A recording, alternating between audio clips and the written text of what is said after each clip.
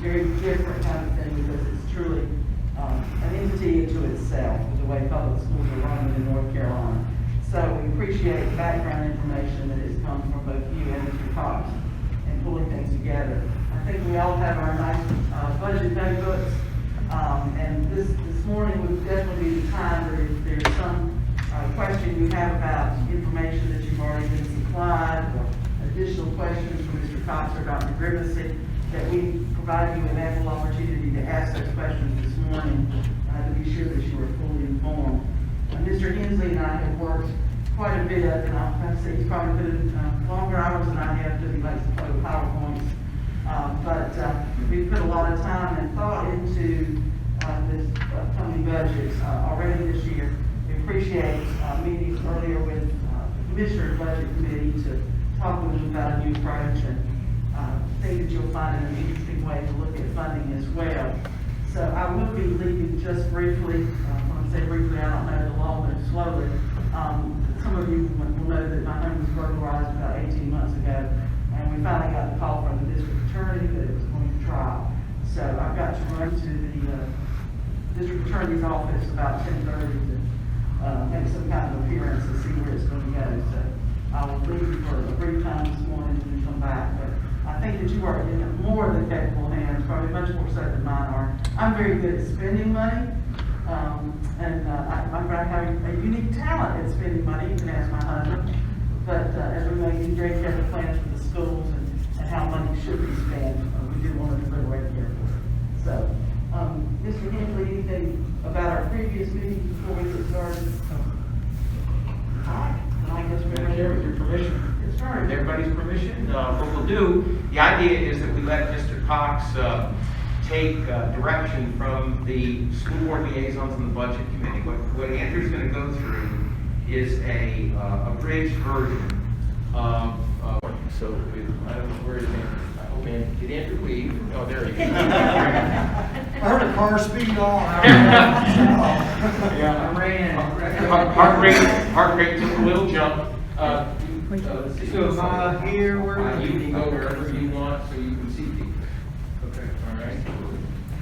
I would say this is the most interesting setup for us here at the Enrichment Center. You know, as we struggle with how to meet in person, how to get together and have the opportunity to venture, I thought this was a unique opportunity to try, even though visitors would be somewhat limited. It's a delightful thing to be able to at least look you in the eyes on some occasions this morning. So this is a great location. So back to you, Mr. Cox.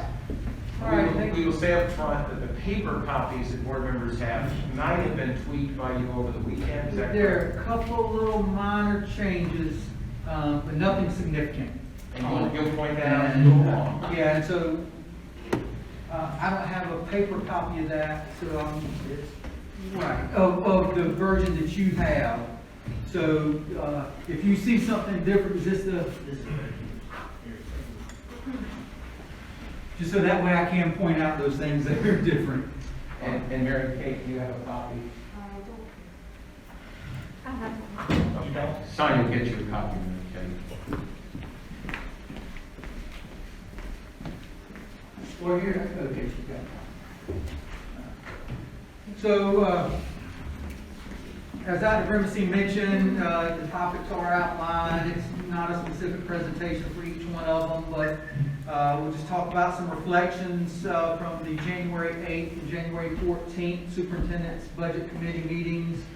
As the discussion leads, and at some point we'll get into some initial budget projections and potential shortfalls for a continuation budget, and then hopefully get some good feedback and direction from the board to help us as we prepare for the superintendent's recommended budget that will be presented on March 29th. And Andrew, I'll remind you, we're live streaming, so you'll need to speak into the mic. I should have pointed that out when you asked me the question earlier. Okay, my apologies. So some reflections, really what this section is, from my understanding, you all have been through the budget book, you've seen the presentations. that we presented to the Superintendent's Budget Committee on January 8th and January 14th.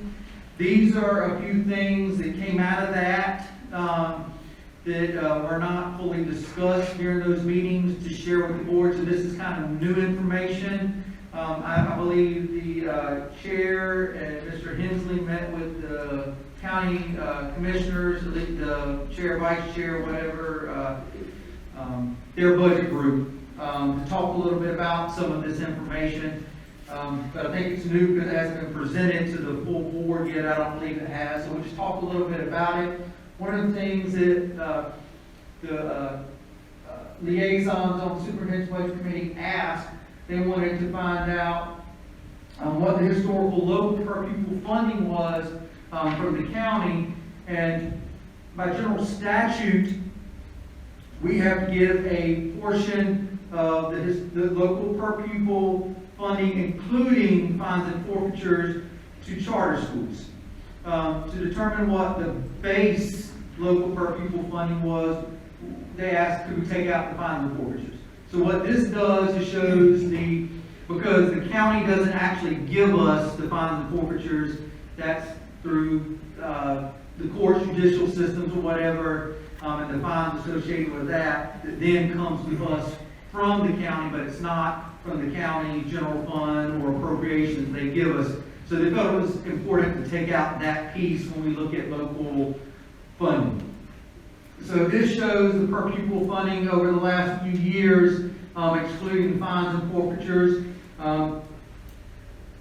This year, for 2021, we're at $2,255, a slight decrease over 2019-20 school year. And then what this shows, this excludes some one-time funding that the county gave us for different priorities, where the next year they didn't continue that funding to us. And so you see here, if you look back, you see in 17-18 and 19-20, those numbers are a little bit higher because they gave us a substantial amount of one-time funding. In subsequent years, they did not sustain for us. So in 17-18, we're at $22.87 per pupil, and then that dropped down to $22.23 when you take that one-time funding away. And same thing in 19-20, it went from $22.60 down to $22.06. But 2021 stayed the same, and 18-19 stayed the same for our per pupil funding. Mr. Cox? Yes, ma'am. Clarification, for the year 2021, we are looking at a total of what we determined 13,777 students, and when you say includes all Moore County students. Yes, thank you for pointing that out. Yes, that includes all public school students in Moore County, which would be your Moore County schools and the free public charter schools as well. All students that reside in Moore County that attend a public education school. Thank you. And this is the breakdown of funding by year through state funds, local funds, and federal funds. The bottom largest portion you see there is our state funding that we get from the state, which is 65-ish% historically of your budget. The orange there is your federal funding, which is approximately 10-12% each year. And then your green is the local portion there that is around 25% on an annual basis. And since the slides don't make it clear, would you please explain the difference between the 2255 on the previous slide and the 2524 on this slide?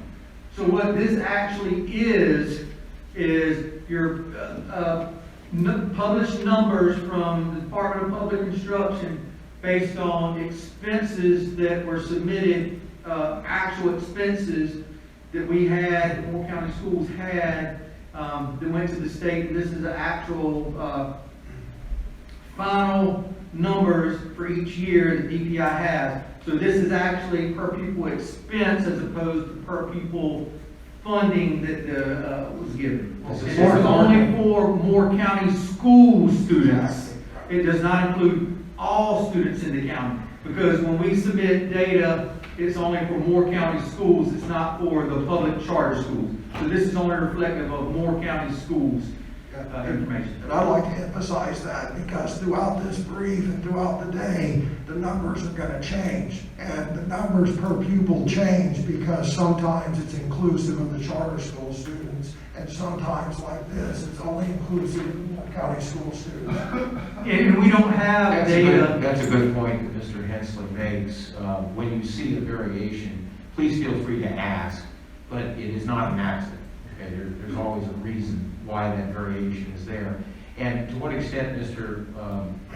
Cox, is the difference related to the variation in the inclusion of charter school students? And to what extent is it the other more bureaucratic explanation that you gave? Is it mainly because of the difference in the number of students, or mainly in the difference in the different reports that it's drawn from? It's gonna be mainly a difference in number of students. Okay, no, we want to be real clear and not muddy it with a lot of bureaucratic detail that really doesn't have as much impact. The real reason is that you have a different number of students when you discuss these, and depending on which DPI report you look at, the number of students that are included are generally just Moore County public school students in the traditional schools. Right, and one thing, DPI does not have a report that includes all students in Moore County. They do it by Moore County That's schools, correct. and then they do it by each individual charter school. That's So correct. you won't see one that has a combination, because there's nothing that puts that together. So this is just Moore County school students. Mr. Cox, COVID funding is not included in that last column, correct? There may be a slight teeny bit, because they gave us a little bit of money in what they call PRC 154, which is a state pot for COVID, but it does not include the over $2 million that they gave us for personnel devices, student devices, community home Wi-Fi. It does not include the large portion they give us, because we did not get those till the 2020-21 school year. Although they approved them prior, we didn't actually get those monies allotted to us until the 2021 school year. So that state funding piece may have a teeny bit, but it's not going to be more, it would be less than $500,000. And it shows state funding, not federal. Correct, that was state funding and not federal, yes. Because Now- it's federal money, but it flowed through the state. Yes, correct. So the figures we are looking at today do not include COVID funding, which was one-time funding. Correct, yes. And COVID funding for the charter schools, I never asked this before, but, does it match, per pupil expenditure for? Sorry, he Sorry. doesn't have one, so I saw that I was he. trying to find it. Oh, another paper. COVID funding, that came through the state, that does, we don't flow through COVID funding through the charter schools. I know there was some COVID money that went to private schools. So yes, there's some portion of the federal money that we have to share with private schools through our equitable services agreement with the federal government. I guess you'd say it's an agreement, a requirement. So we have to share a portion of that federal money with the private schools.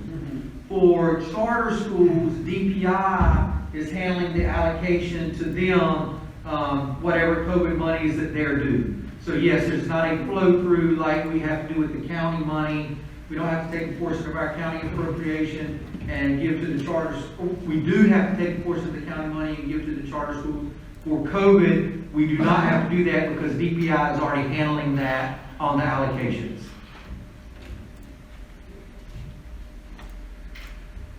So I believe your next slide shows a bar graph that you have there. This is the same information. If you go ahead and flip to your next slide, I'm not sure what slide number you have down there, 7. So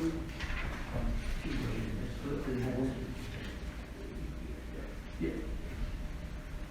So slide 7, this is the same information. It's just done in a different format. I had originally presented in multiple formats to figure out which one looked better. In the paper version you have, we didn't get it taken out, but this version, same thing. What this trend line shows are county revenues compared to the Moore County Schools operation funding. And it's just a trend line there showing county funding slightly going up, and then in 1920, that's when they had the property revaluation and increased sales tax. So you see the large jump there in the county revenues.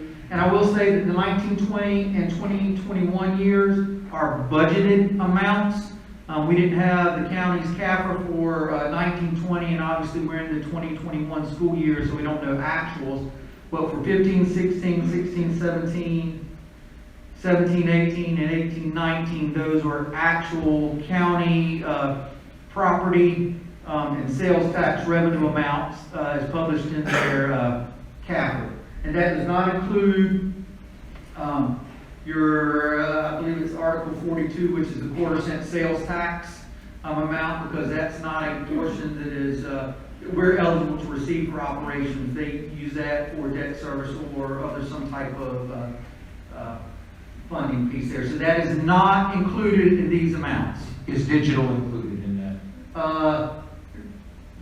Not the county revenues. Of the school? And the schools, no, this is just for operations. This does not include capital, and it does not include the digital technology fund that is held at the county. Or debt service? Did you say not eligible for operations, or is eligible for operations? Is this not being used for that? I didn't understand. The quarter-cent sales tax? Yes, sir. No, and Dr. Ramsey can correct me if I'm wrong, I think when the quarter-cent sales tax was approved, it was, and I'm not sure if it was a resolution, but the commitment there was that the county would keep that for Debt service. Debt service, Okay. yes. So So we don't get it, Okay, it was intended to help service the debt yes. on the bond. okay. And so, but to make sure we're clear, let's kind of go back through this, make sure Okay. we're very clear on what we're saying. The digital fund is not included in this display. Oh. I don't know what I did there. Right, true or false will do. The digital fund is not included this in, display. yes, in the lower level, which is the Moore County. The blue Schools. line. The blue line, yes. Blue line, I'm only talking about the blue line. Yes. The digital fund is not included, and that's $750,000. Yes, The local capital is not included, and that's $750,000.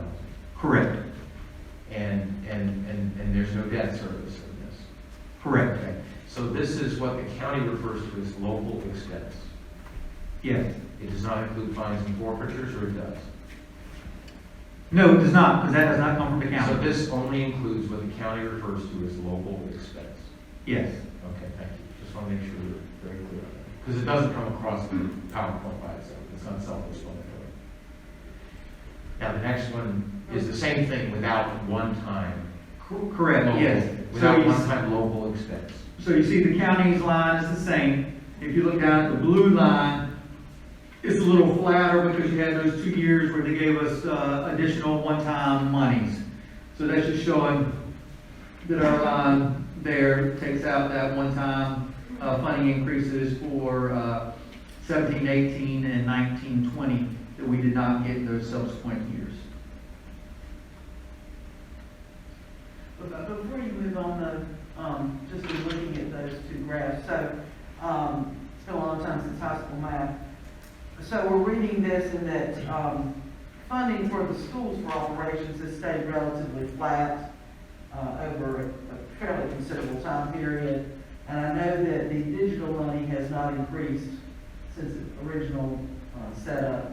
And the capital allocations, which are of course not on this, but that has not increased, either. Correct. And so the operational funding has stayed relatively flat, with the exception of the two one-time increases that, allocations, they weren't increases, but allocations that were made. But our county is very healthy as we look across at the top screen. So although it appears that, county revenue is down just a bit since last year. It's not a drastic drop And, in revenue that had been anticipated. yeah, and again, this is budgeted amount. That's the. So don't know what the actual is, I know that, and you guys may have had more conversation than I have, the only information that I have was when I was at Aberdeen, for the opening, where Chair Quist talked about how, the sales tax revenues were, I believe, 15%, I can't remember the exact percentage, but I think it was 15%, higher than the last year at the same, time frame. And I don't know how it's, trended since then, but when they made their budget, I believe, they decreased the budget a significant amount, anticipation because of COVID. And I don't know if the sales tax revenues and property tax revenues have come in lower or they've come in higher. I know that one, I believe it was for the month of July, they were higher, way higher than what they had anticipated. Again, to keep this presentation simple and to the point without speculation, that number is what the county manager forecasted on county revenues, sales and property tax revenues for the coming year. And it's not adjusted since then. So Correct. The accurate statement is that that represents the forecast for the coming year, and none of us know what that is because we won't know until the end of the fiscal year we have the actual. Yes, that is correct. It is the budgeted amount, as Dr. Herman said, that the commissioners approved as their forecast for this year. Now, does that include that includes the money for charter schools also? Charter money, it's included in the 33. Yes, it is. Yes, sir. Yes, sir. Yes. That's our total allocation that we have to take a portion. Got it. Yes, sir.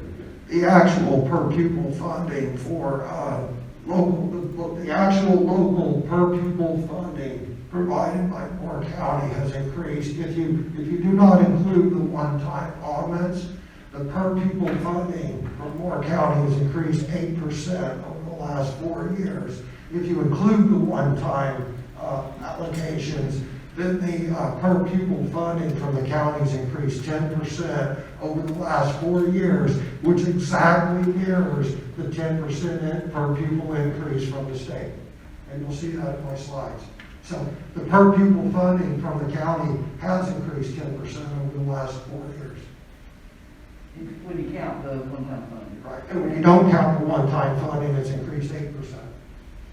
So the per pupil funding for all the Moore County students, public school students.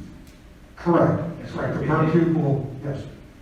And if you look at the numbers along the bottom, that supports what Mr. Hensley's Right. just said. Yes. Understood. I believe, and Mr. Hensley, you can chime in on this. Mr. Quist indicated there was about $1 million more in sales tax revenue than they had originally anticipated. I think he said. That's the article, that's the article 46. Right? Yeah. Excuse me, you're talking the Article 46? Yeah, the quarter-cent sales tax is running in at about $1 million more than forecasted. Okay, so is it possible that we could use that for other than debt service? If you say, if it only be used for debt service, I understand we put it aside. If it could be used for something other than debt service, I'm interested. Yes, that would be a matter of discussion between the two boards, not something the superintendent's going to assume. Okay.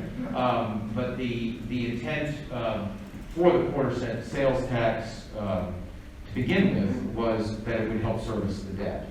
So if any adjustments are going to be made to that based on actual revenues received beyond what was originally forecast, would be a matter between the two boards. Thanks, Josh. So this is all the information that was not covered in the January 8th or January 14th presentations. What I have here now, what I have here now is the initial budget projections that we kind of put together. Again, they are initial, and looking at some sources of revenue for next year, potential sources of revenue, and determine some potential shortfalls that enable a continuation budget. I mentioned continuation budget, I know as part of the brief, the January 8th and January 14th meetings, I believe it was on the January 8th, we talked about what a continuation budget is. And what a continuation budget is, just to reiterate, a continuation budget allows us to remain where we are and provide the same level of services without new programs and so on. That continuation budget funds us to maintain those services and leave us at a status quo status.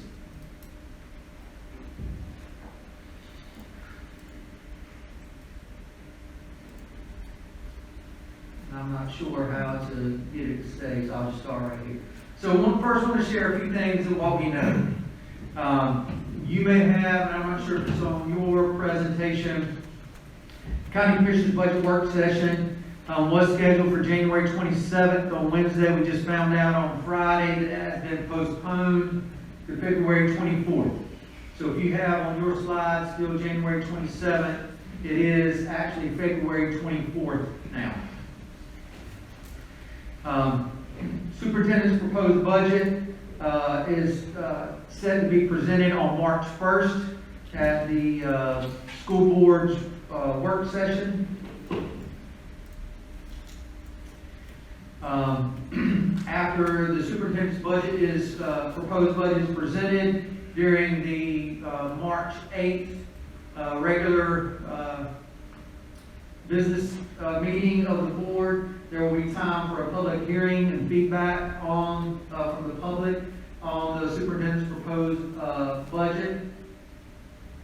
On March 29th, we'll present a revised superintendent's budget based on the feedback from the public, based on feedback from the board.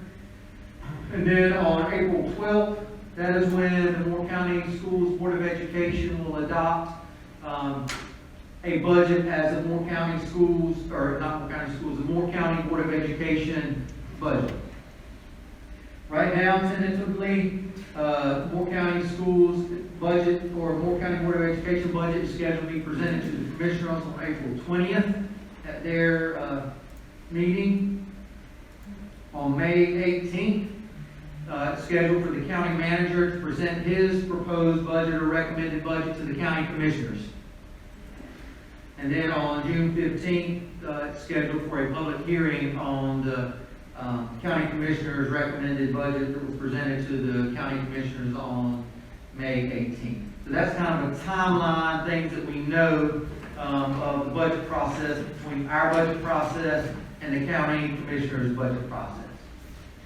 So here are a few things that we know.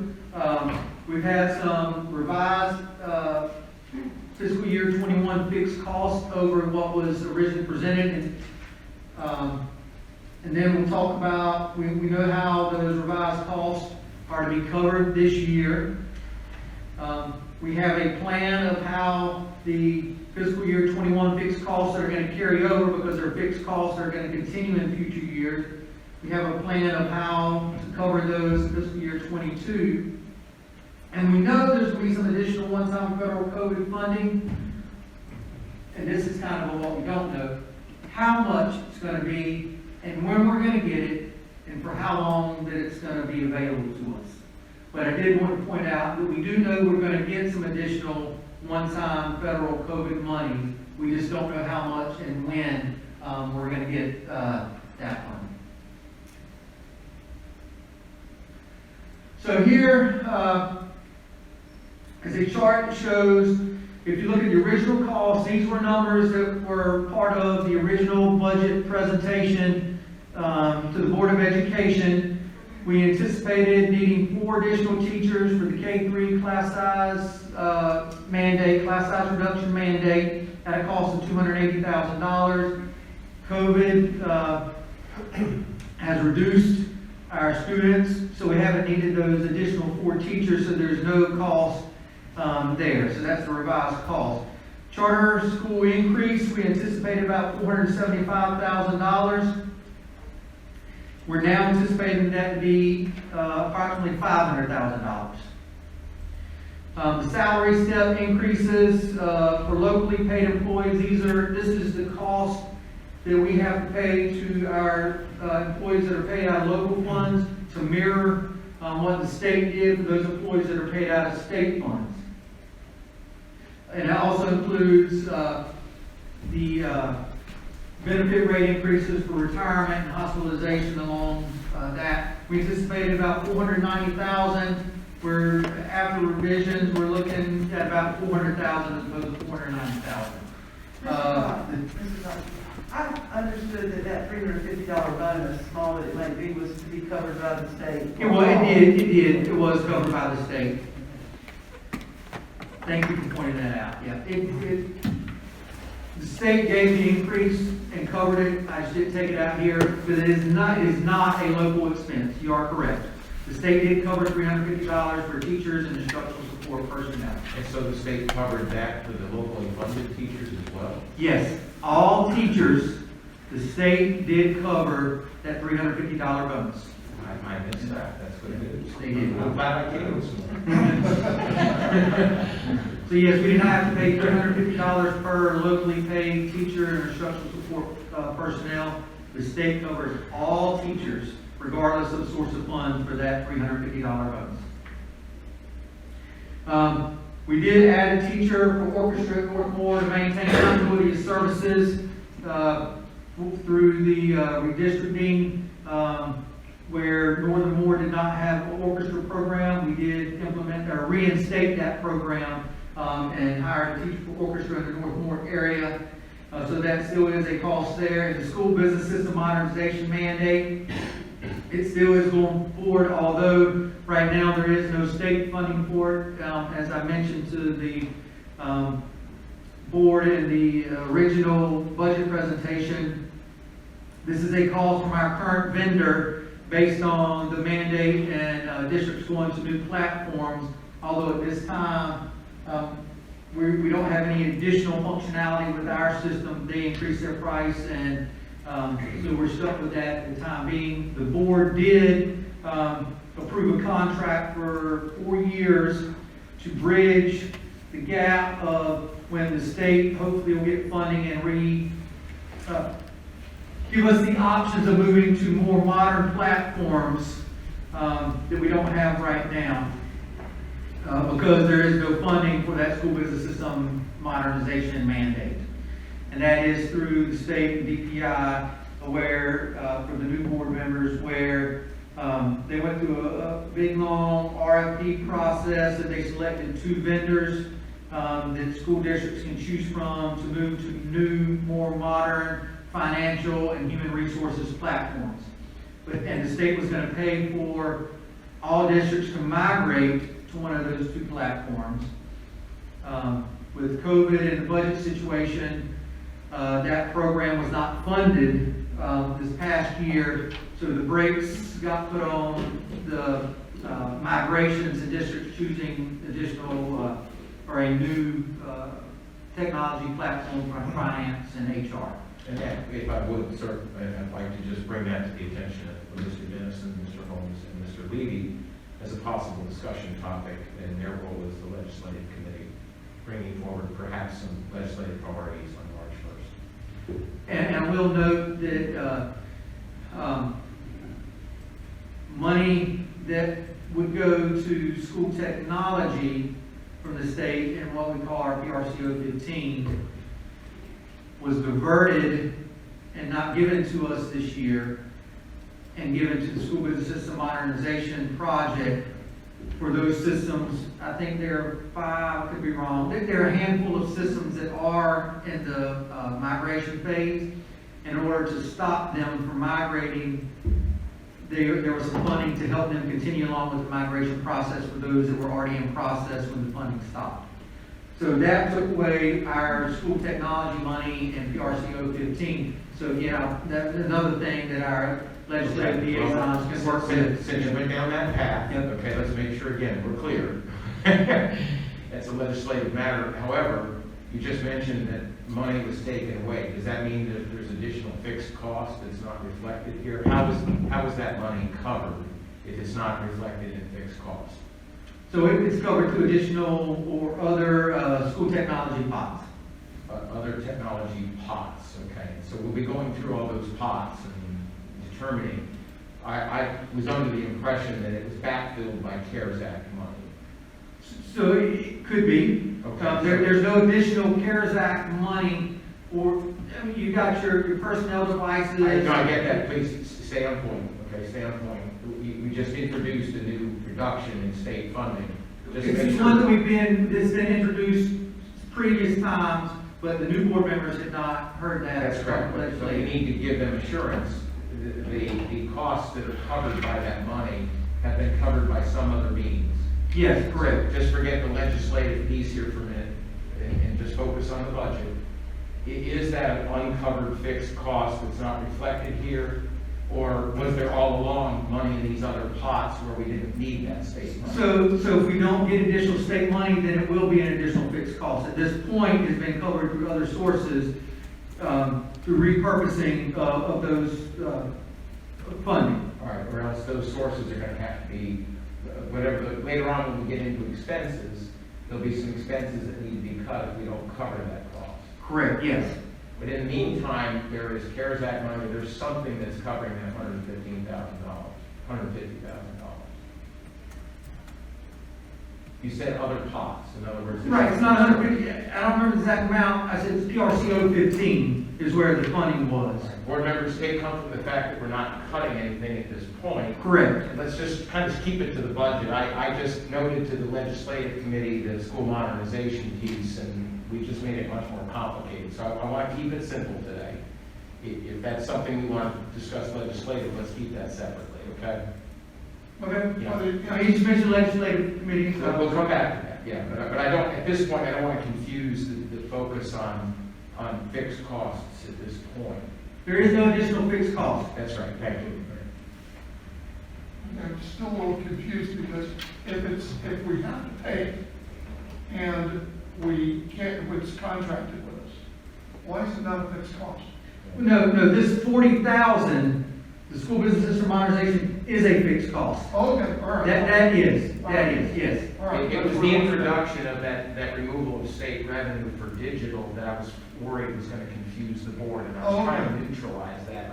I've not been successful in doing it. So I'm just asking you now, if you just be gracious, Andrew and I will get this sorted out in between. So. Okay. But the legislative committee does in fact want to learn more about school business system modernization, what the state's expectations are, and how is the state going to pay for that so it doesn't become a local expense if it is in fact a state mandate.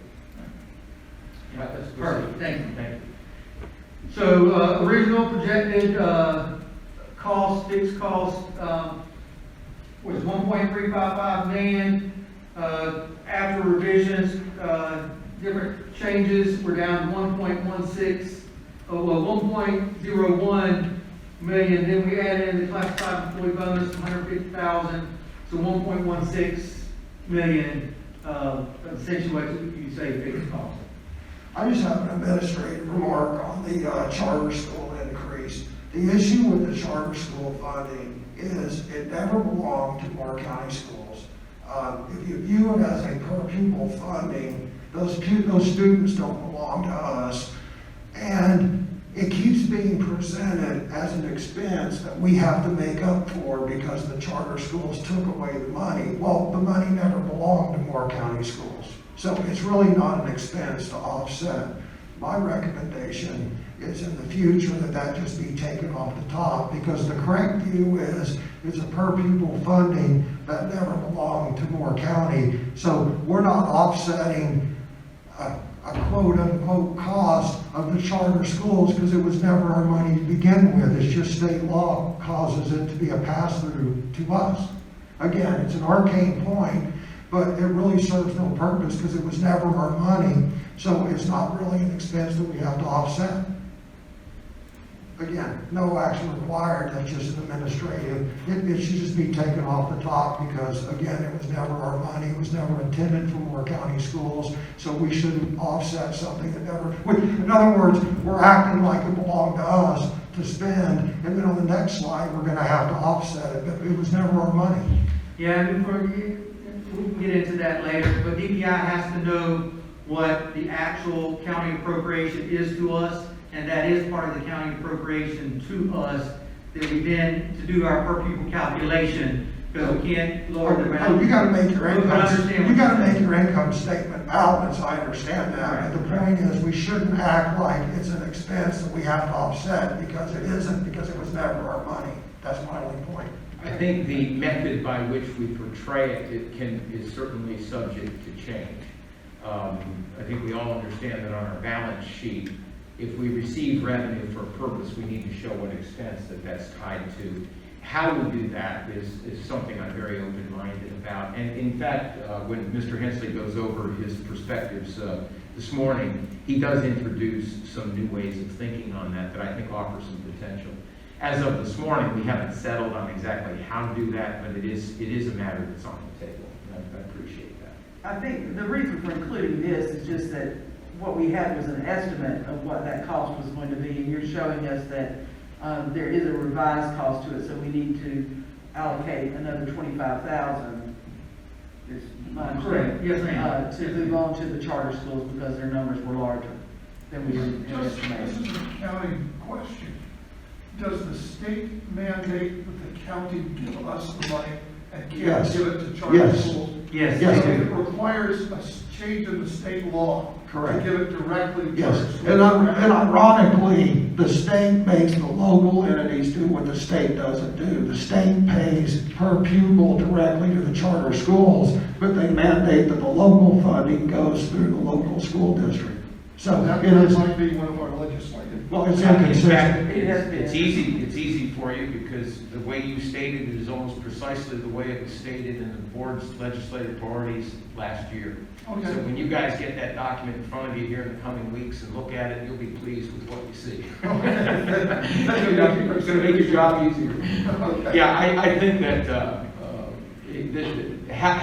I think what Mr. Hensley's talking about is how we present it, and that's always a much easier lift than how we do it. At some point, though, we need to account for the expense, and the revenues that we receive intended for that expense have got to be displayed in some way that's suitable.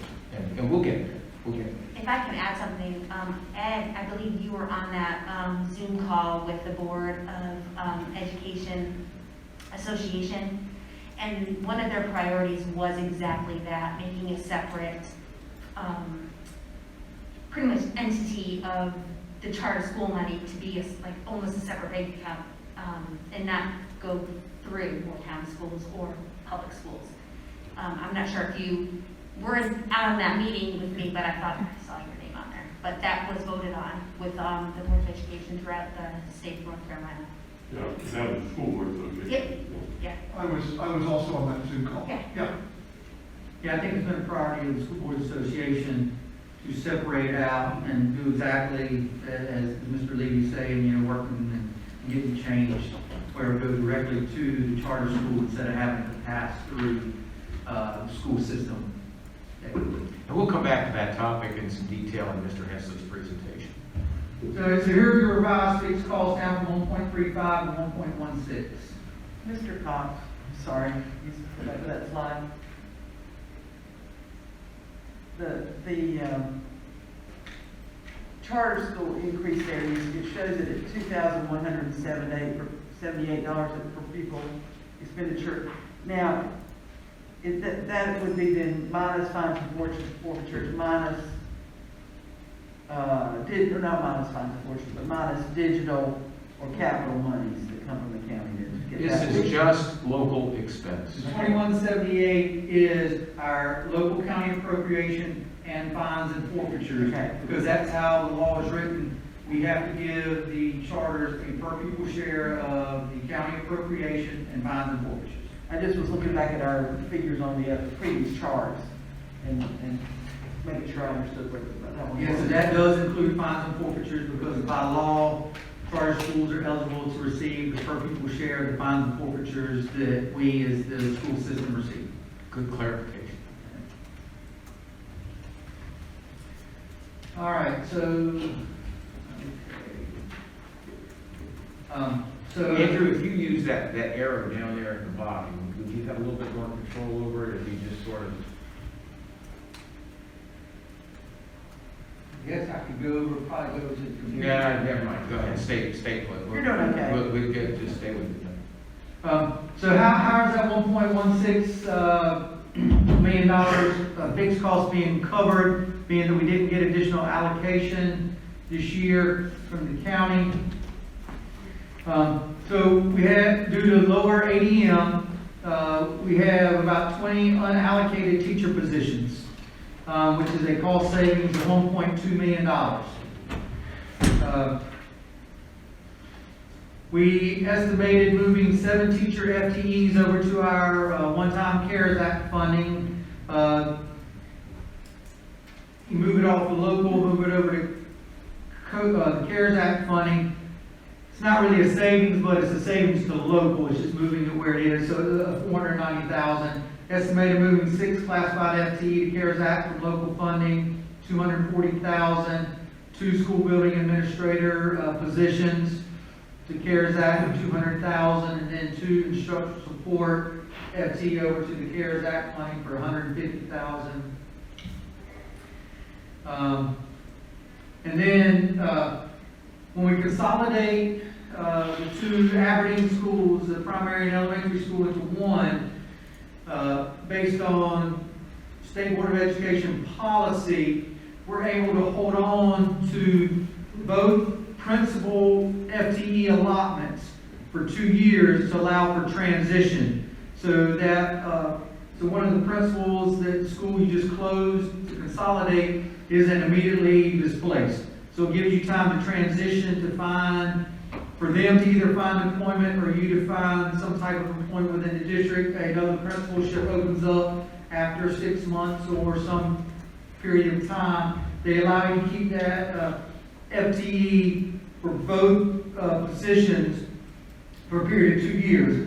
So this is a partial savings of that of estimated $75,000 for those fixed costs. So revised CARES Act, we anticipated, we're given $1.8 million average private schools. We had talked about carrying over about $800,000 with these additional costs. We'll have revised carryover amount about $1.2 million instead of $800,000 that we had estimated after covering the fixed costs for this year.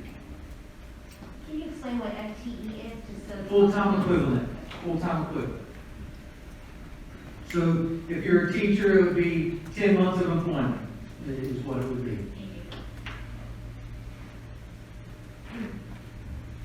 All right, so going forward for fiscal year 2022, how do you cover those same fixed costs? Because they're going to roll over, you're still going to have those fixed costs that we talked about, the $1.01 million in fixed costs from this year into next year. Unless you reduce employment, you reduce positions or something of that nature.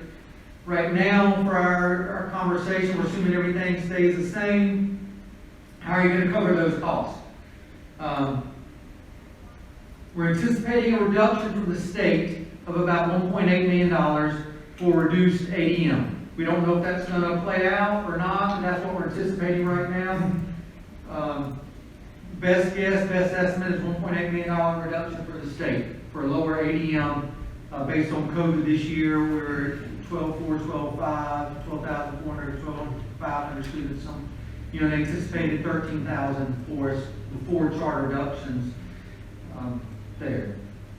Those estimated fixed costs that we just saw on the previous slide, $1.01 million. So you're looking at how to cover almost $2 million.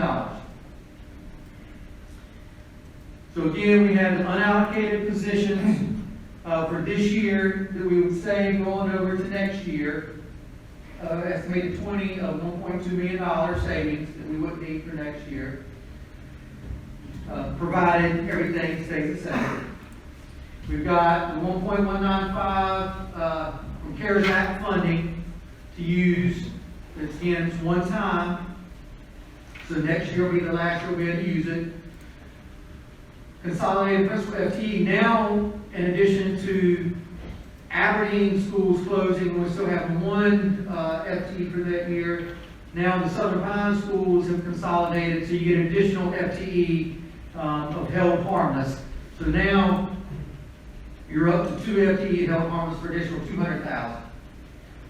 And then, as the last part, the last installment of class size reduction, the General Assembly, when they lowered class size, the next year, they passed legislation that would phase it in over 4 years and give school districts 1/4 of their program enhancement positions that were essentially being cut when they did the class size mandate. So this is our fourth installment of the class size reduction phase-in, which will be approximately 7 FTE funding for 7 FTE that we already have. It's not new positions.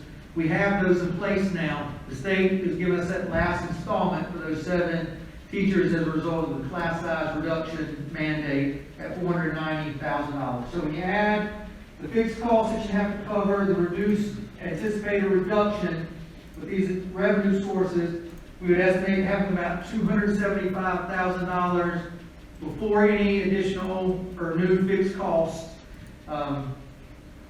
going into fiscal year 2022. Yes, sir. Mr. Henry. One quick question.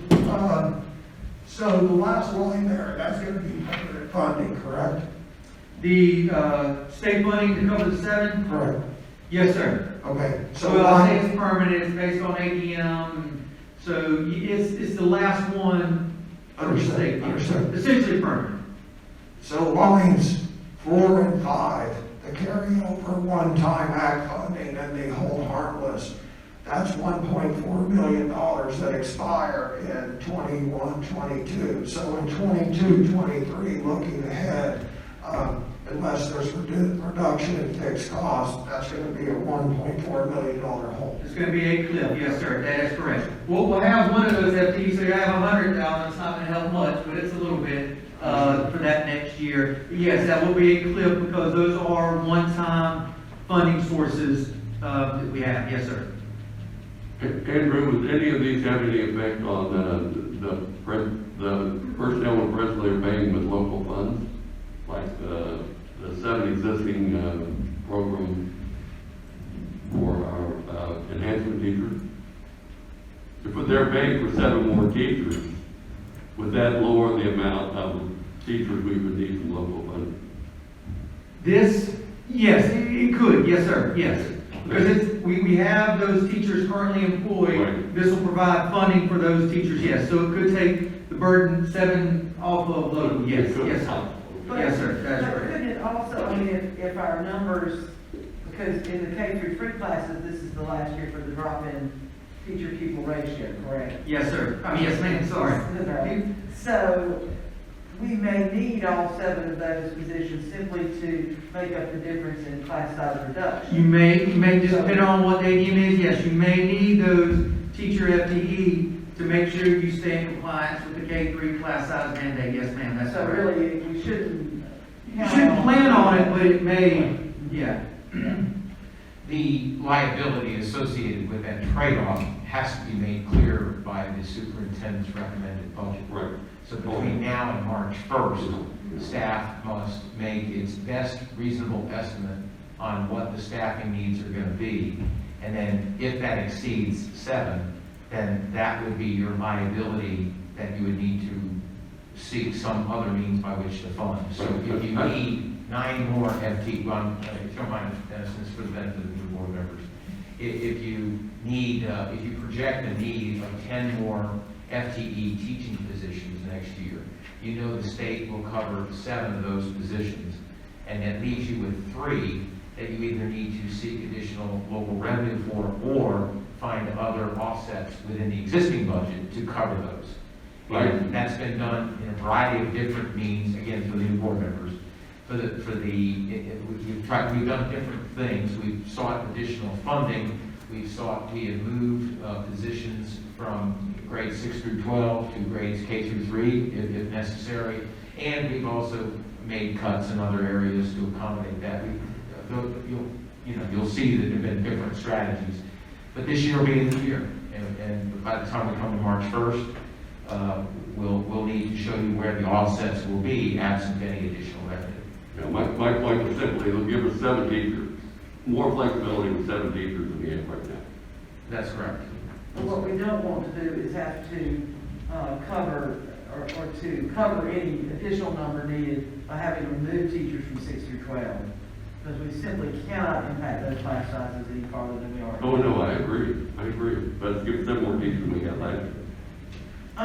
Mr. Cox, and maybe Dr. Grimsey as well, as you have discussions with other finance officers across the state and other superintendents across the state, do we have any feel that the legislature would enact another hold harmless year for ADM across, since numbers are still so difficult to predict?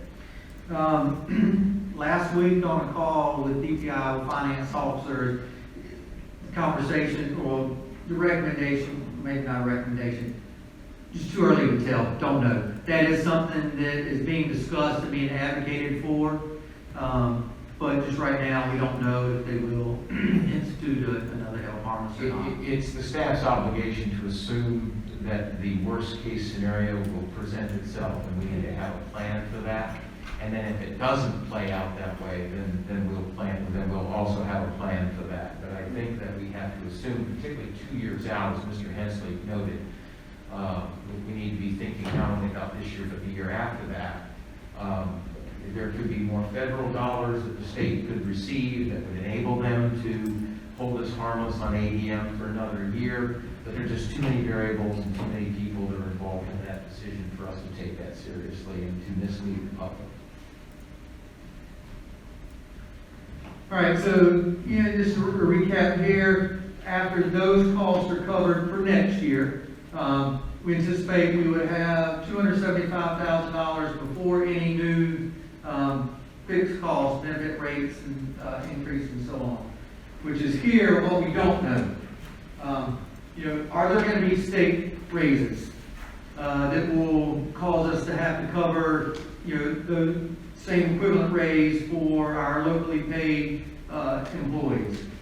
Will there be benefit rate increases? I'm pretty certain that there are going to be benefit rate increases. We just need to know how much. How much hospitalization is going to increase per employee? What percentage of retirement rate is going to increase? It's going to increase. We just don't know how much. Here, based on the question that Ms. Carter just asked, state funding level, is there going to be another hold harmless, to allot an ADM, to allow us to maintain what we had this year? We don't know, are there going to be state cuts? And so, to Dr. Grimsey's point, we've got to assume the worst right now until we hear good news that, we have been held harmless or something other than that. When we'll receive the additional federal COVID funding and how much will we receive? I mentioned what we do know, we are going to get some additional federal COVID funding. It'll be one time. We just don't know how much and don't know when we're going to have access to that. What's the county funding amount going to be? What's our number we're going to be working with there? And when is that going to be adopted? How soon are we going to know that? Here are what we don't know, projections for students. Both from DPI, because DPI does a projection to tell us what they're going to fund us on. And then Moore County Schools also does projections on students to determine how many teachers are needed. And so we don't know that at this point. Dr. Locklear's team, the accountability section, they're working, trying to get that as best they can at this point. We don't have it yet.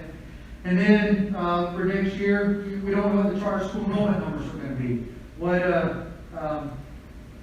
additional funding we're going to have to take off the top to transfer over there to the charter schools that we have here in Moore County. So these are things that we don't know as we go into our budget planning for next year.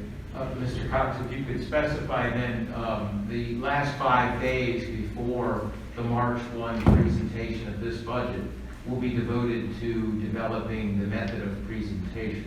So decisions about the superintendent's proposed budget really need to be made by the 19th at the latest of February. So we are now looking at 1, 2, 3, 4 full weeks. How many of these questions will the staff be able to answer for the superintendent when he is putting together his final presentation as of the week of the 22nd? With good clarity and accuracy, I would wager none. Okay. Board members, do you understand why I asked the question? All right, I want you, if you can't give me sympathy, at least give me a little bit of understanding here.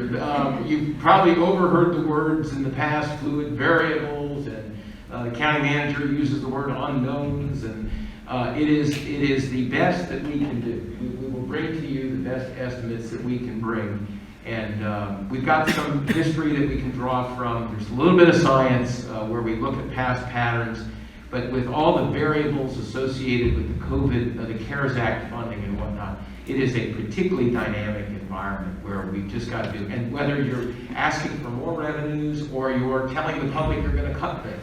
You know, when you just turn around and say you're going to cut things, and those things cross over what people perceive as essential needs for the school district, you could potentially, if you get wrong on your cuts, you could upset a lot of people for maybe no reason at all. You know, later on you don't have to cut, and you just, you know, got people worried. And so it's something we take very seriously. We try to get this as right as we can, whether we're projecting a need for new revenues or engaging in cuts. We just do the best we can. So Andrew, do we ask the charter schools for their projected enrollment for the next year? We do not. They have to submit information to DPI throughout the year, and I'm in communication with DPI to get those numbers that they're projecting. But you will not have those numbers. I mean, they probably know further ahead than what they're projecting for DPI, but you will not have those numbers then before we do them. No, sir. Not good numbers. Okay. I would say we use history as our guide, and obviously they increase. There's a certain percentage by which they're increasing, and we have to make a reasonable estimate as to whether or not, and generally what we know is that increases each year on a per capita basis. So generally we look at the rate by which it's increasing, and that's what we base our initial projections on.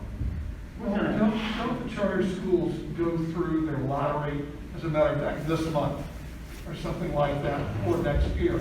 And won't they know almost immediately what the results of their lottery is? And is that not the number they submit to DPI? Well, the lottery has nothing to do with their enrollment. The lottery is how they fill their available slots. I'm going to talk about, I mean, if we want to table this, I'm going to talk a bit about charter school enrollment and just my notional forecast. That's correct. I think that would probably be a good time to revisit that, because Mr. Hensley has a number of other facts to add to the conversation I think will be helpful. But you're right, I mean, they know what their current enrollment is, Right. and they know And they know how many many spots are places going to open up, so, yeah. they take it by the lottery, so they must know. I'm guessing the three schools don't do it at exactly the same time, but I know that some of them are doing it right now. That's right. So, you know, we can If follow the question up is, with can that. we verify that with them, the answer is yes. Yeah. Yes, we can do that.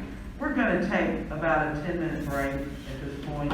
We've got a request for a break. We're so- breaking after the what we don't know slide, which is a good time to break. Yeah. Get off the tangent. Now we'll get back to some of the things we do know.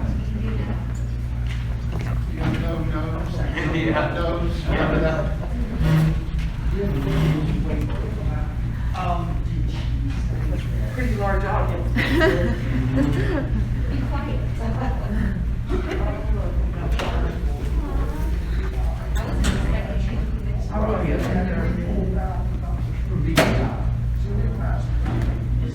And that's all we're for. So we look forward, and so we don't want to do like, stars and so it was more than what we were thinking. So I did verify with the numbers that was correct. He said yes.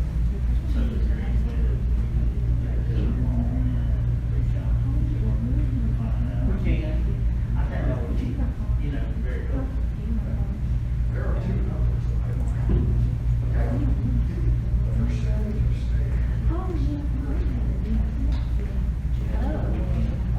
Okay. Kind of busy. Yeah.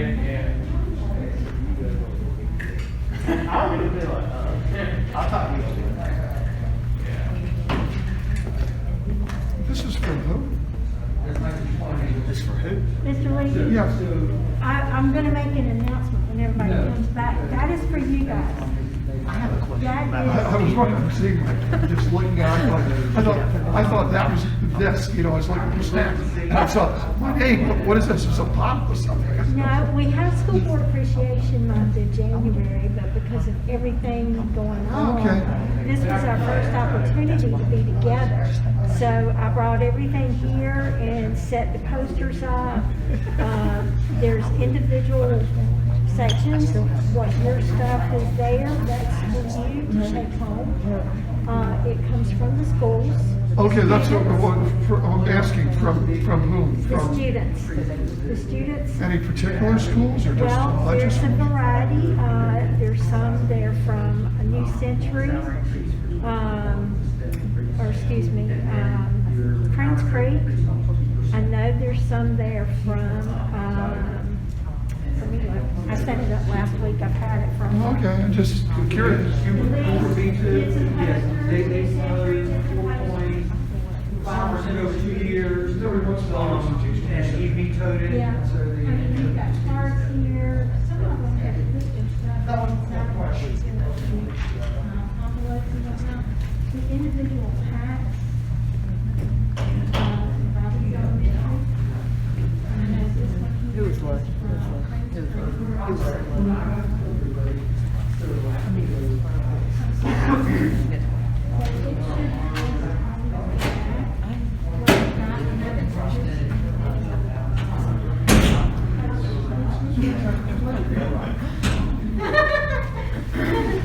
Well, this is definitely yours to take home, and Mr. Holmes, yours is on the I'm end. gonna put it right now. This is from the schools, for School Board Appreciation.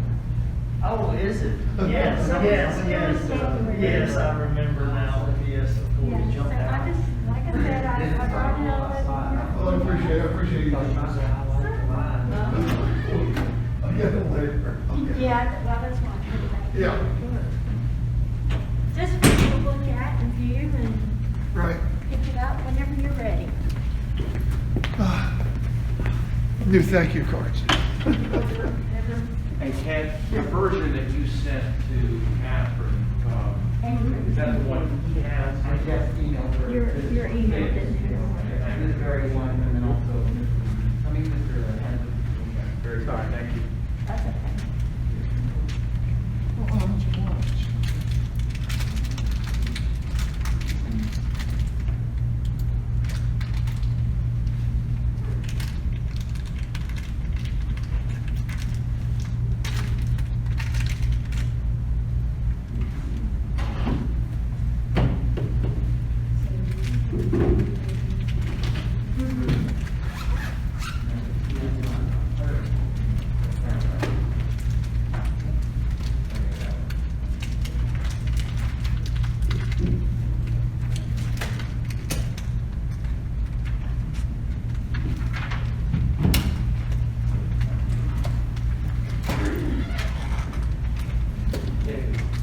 This is also a board appreciation here in the schools. It's kind of a tradition.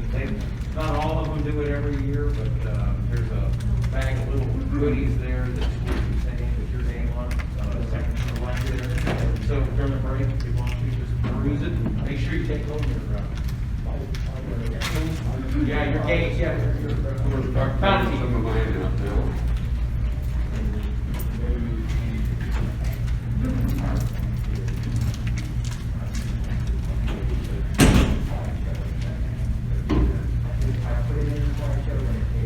Hey, how's it going? All right.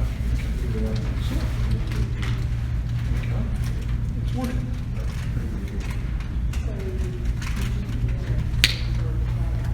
Yeah, just leave it up. What we have, that's the money. I got something out in the car, so it's a little.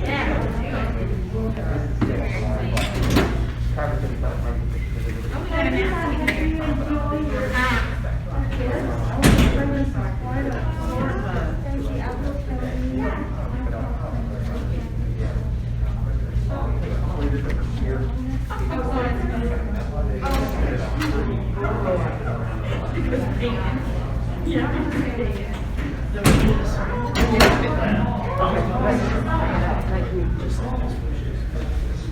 It's in, I got it go get full screen, so it's not going.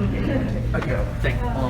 The render, got the scoop on that and it's actually in there, so, thank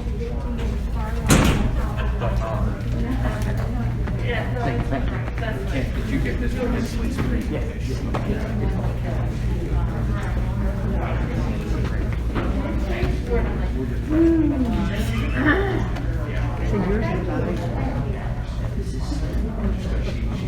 Yeah, they do that for all of us.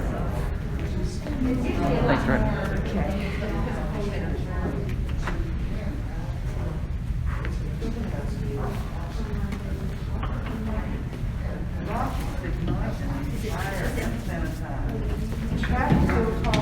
I'm hitting every second right now. Oh, God, that is so good. Have coffee, chocolate. It is. No, see, that's such fast for you. I don't drink coffee either, man. I started iced tea this morning at 6 o'clock. Take it home. Your wife will enjoy it. The last night. You want some coffee? I got coffee, go get some. I don't need it. You don't do coffee? No.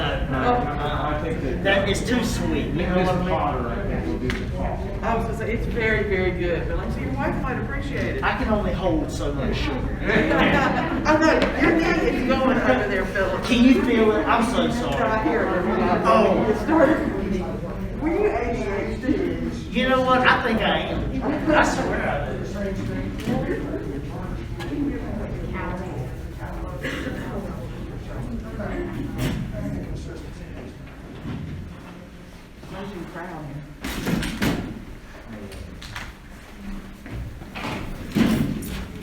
And then what you can do is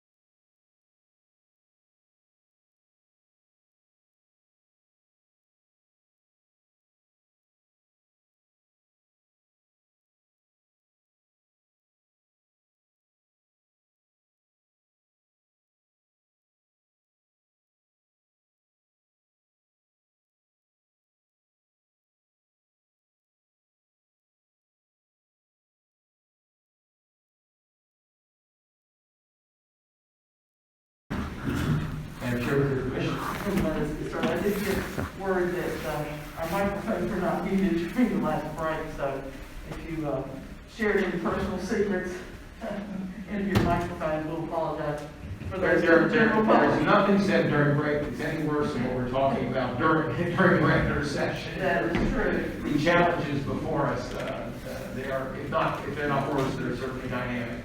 Mr. Cox, let's see if we can bring this to closure. All right, so we finished with what we don't know. So now let's talk a little bit about our initial estimates for new fixed costs going into FY22.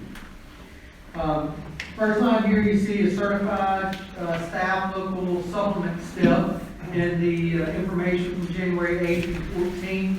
We estimated that as a cost of $150,000, which is moving our teachers, instructional support, and principals up on the local supplement scales. Administrative staff local salary scale set to $45,000, which is moving your administrators up on the local salary scale. And if I might, Mr. Cox, Yes, sir. this assumes that everybody comes back.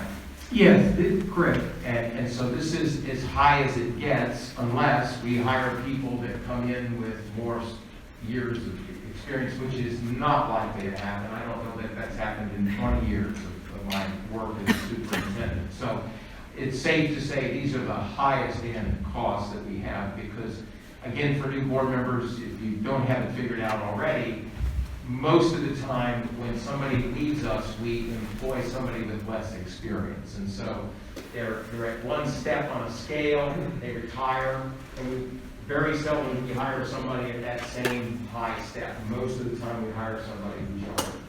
And so they'll generally come in lower, and so this cost is generally lower than what we anticipate. But we do have an obligation to say, what would the cost be if everybody came back?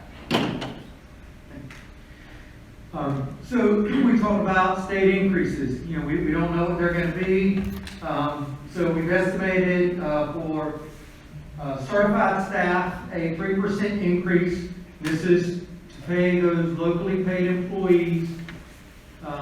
That increase to match what the state's doing for our state paid employees. We came to 3% over the last, it's either 4 or 5 years, I believe it's 5 years. It's been about 3.3% average over that time frame, so we said 3. Usually we get some kind of guidance from the state at some point. That has not happened at this point. So right now, our best guess is 3%, just based on history, which would be about $280,000 cost. And then your local classified salary pay increase, it's been just over 1% over the last 5 years. And again, this is to match those that are paid from state funds. That's estimated cost of $85,000. Based on history, about 10% increase in enrollment in charter schools is what we're basing this on. Level funding from the county determined per pupil, so it's $287,500 initial estimate, and then implementing the classified salary schedule. We anticipate it still being around $850,000. For total fixed costs, again, this is early initial estimates, but fixed cost estimates right now that we have down here is almost $1.7 million, $169,750. And again, Mr. Cox, if I might. Board members, based on the very clear feedback we've gotten from your colleagues on the Budget Committee, we are presuming that the classified salary schedule is a fixed cost increase. And if we get not another dime of additional revenue, we are to find offsets within the budget to make it work. And so if there's any difference of opinion about that today, make it clear, because the superintendent has gotten a very clear message from your colleagues on the Budget Committee that we are to get it done. And it has been my intention all along, and so I'm finding it very easy to salute and say, yes, sir, and ma'am. We're committed to making it work. To add to that, I think all three of us have felt very strongly about that, although the board in total has felt very strongly about it for the last 2 years, but did not have the means to make it all possible. But we really want to see our classified salary schedule implemented. And we appreciate Dr. Grimsey's being so proactive and Mr. Cox for follow-up to make this happen.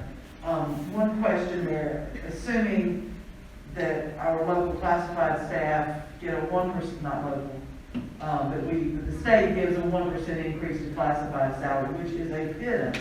I don't understand why they hold our classified people to so much less than they do certified people, but assuming that, is that to implement the salary schedule, has it been adjusted to show that this increase would occur year after year? I know you're including the $85,000 to bring in the 1% state increase if one occurs, but have we adjusted upward on the salary schedule?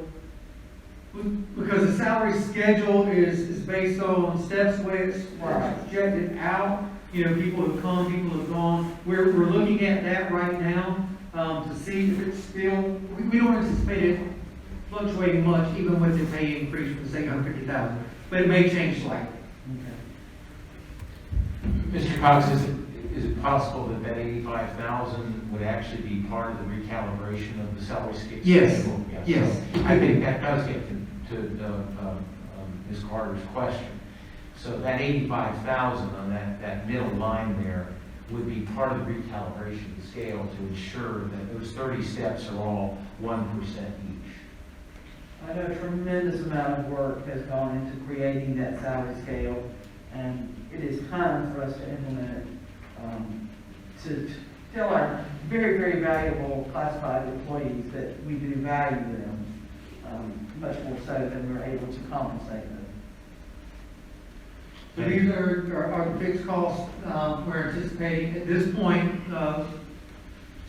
which obviously can be adjusted based on feedback from you, and that's why we're here today.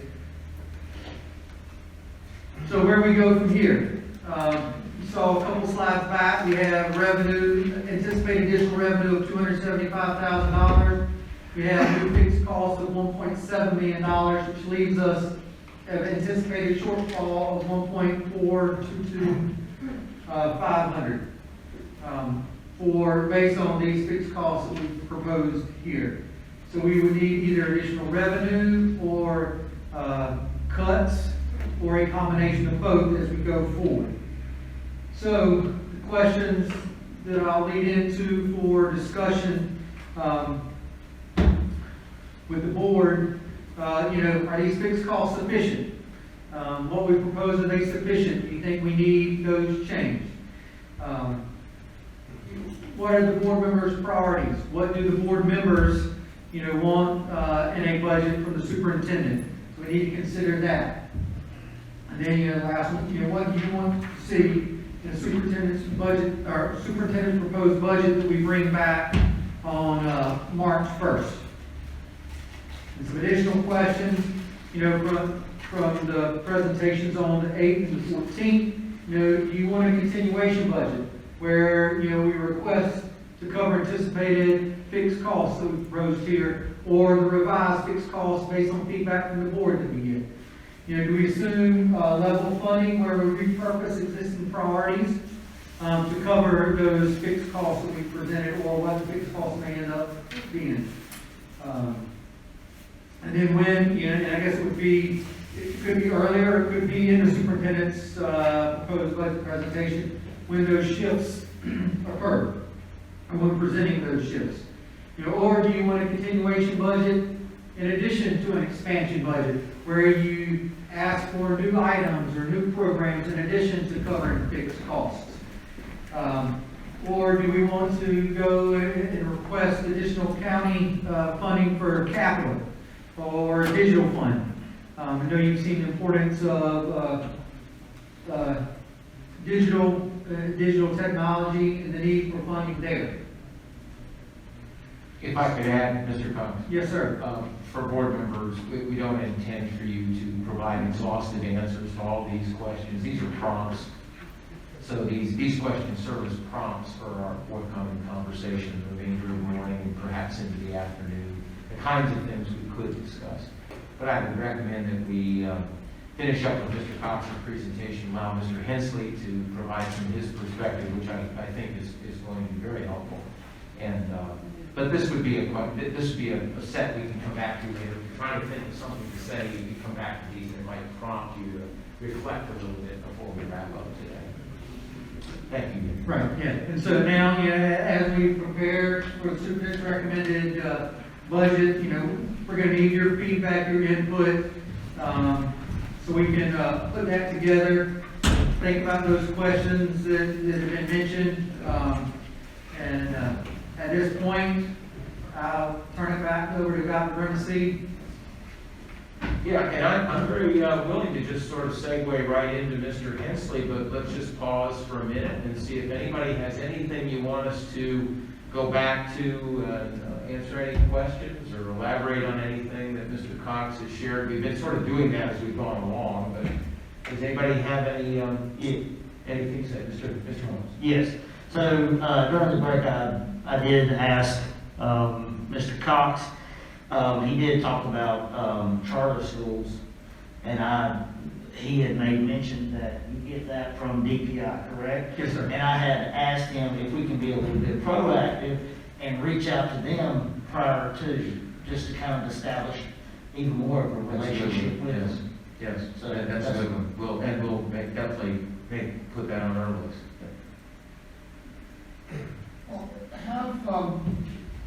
I know Mr. Hess is going to get into it, so I don't want to steal his thunder, but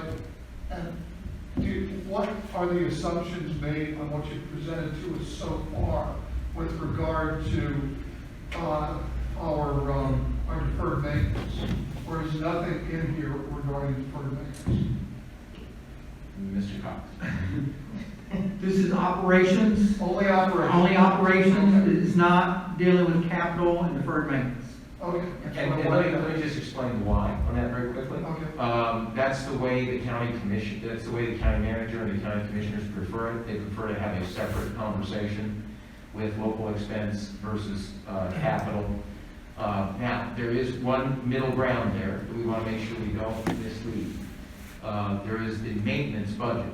And Yes. in your school board monthly update, you're going to get an exhaustive report on maintenance activity over the past year.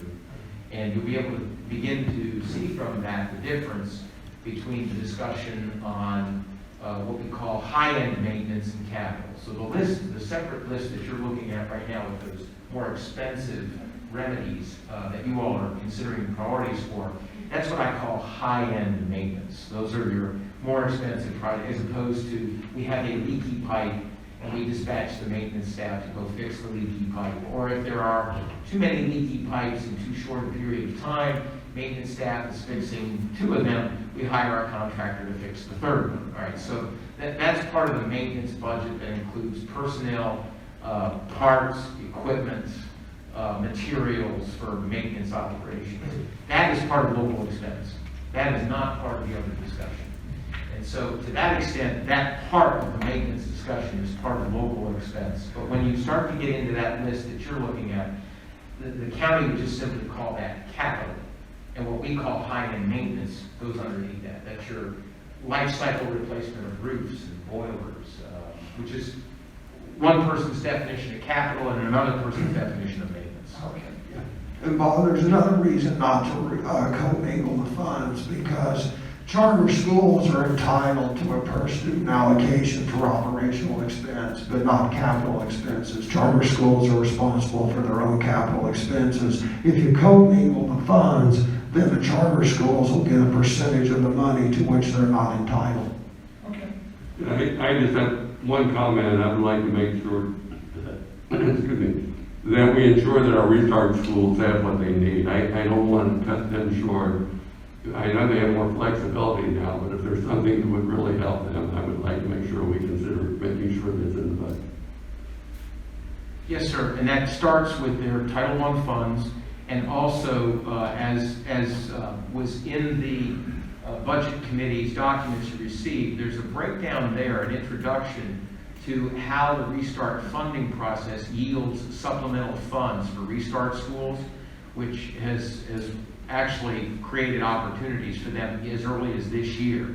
And you'll be learning more about that as each one of the restart schools reports out to you in each of the next 3 months. Yeah. Yeah, I have a presentation on restart schools when I was on the School Board Association Board of Directors. I just want to make sure, even the funding we're supplying, I just want to make sure we're covered. And I want to echo what Mr. Dennison says. When we start to look at those restart schools, which should be this month, I believe is the first one. Yes, sir. Yeah. I'll want to know what they need that they haven't been supplied with to raise their ratings and raise their performance. Or if they have been supplied with them, and how those things will raise their ratings and raise their performance. But that's, I guess, not part of the discussion here. Yeah, not today, but it's forthcoming. Yeah. And it'll be, you'll have at least the discussion about Aberdeen Elementary School in February, and that'll really inform your thinking as the superintendent's budget comes forth and you receive the next restart presentation on March 1. Right. You'll get one each month for the next 3 months. Thank you, Dr. Cruz. Appreciate it. Anything else before we segue to Mr. Hensley's contributions? Very good. All right, Mr. Hensley. It doesn't look like we have anyone manning the computer. All right. Perfect. Or womaning the computer, whichever the case may be.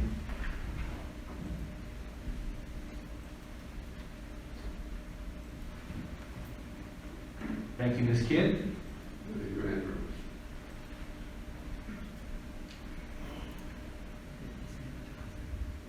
Okay, thank you. And thank you, Mr. Cox, by the way. So like you said, this for that, I get mad at the technology.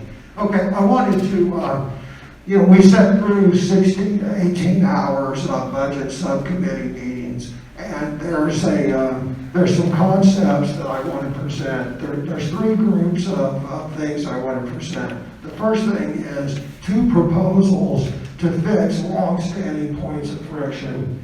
A couple of things to educate the public that as I went through the 16 to 18 hours of subcommittee stuff, I was shocked and appalled at.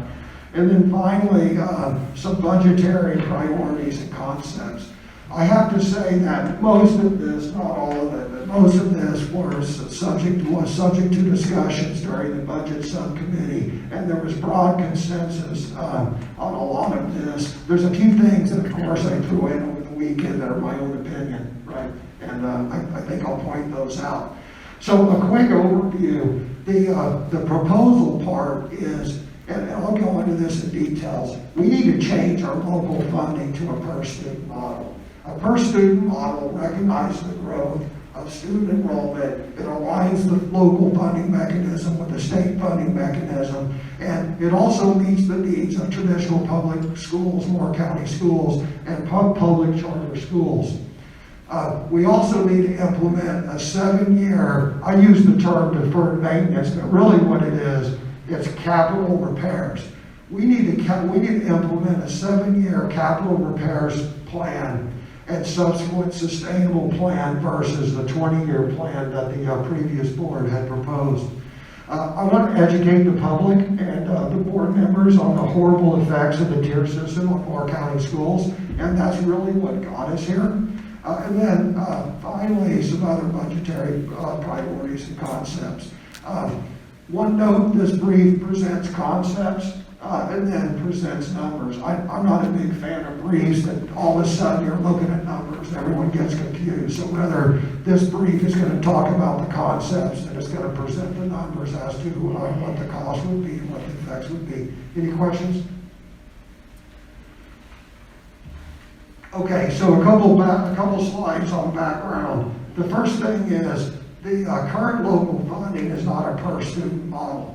Oddly, the state funding is a per-student model. So the state gives us X amount per student, and if student enrollment goes up 20%, then we get a 20% increase in funding.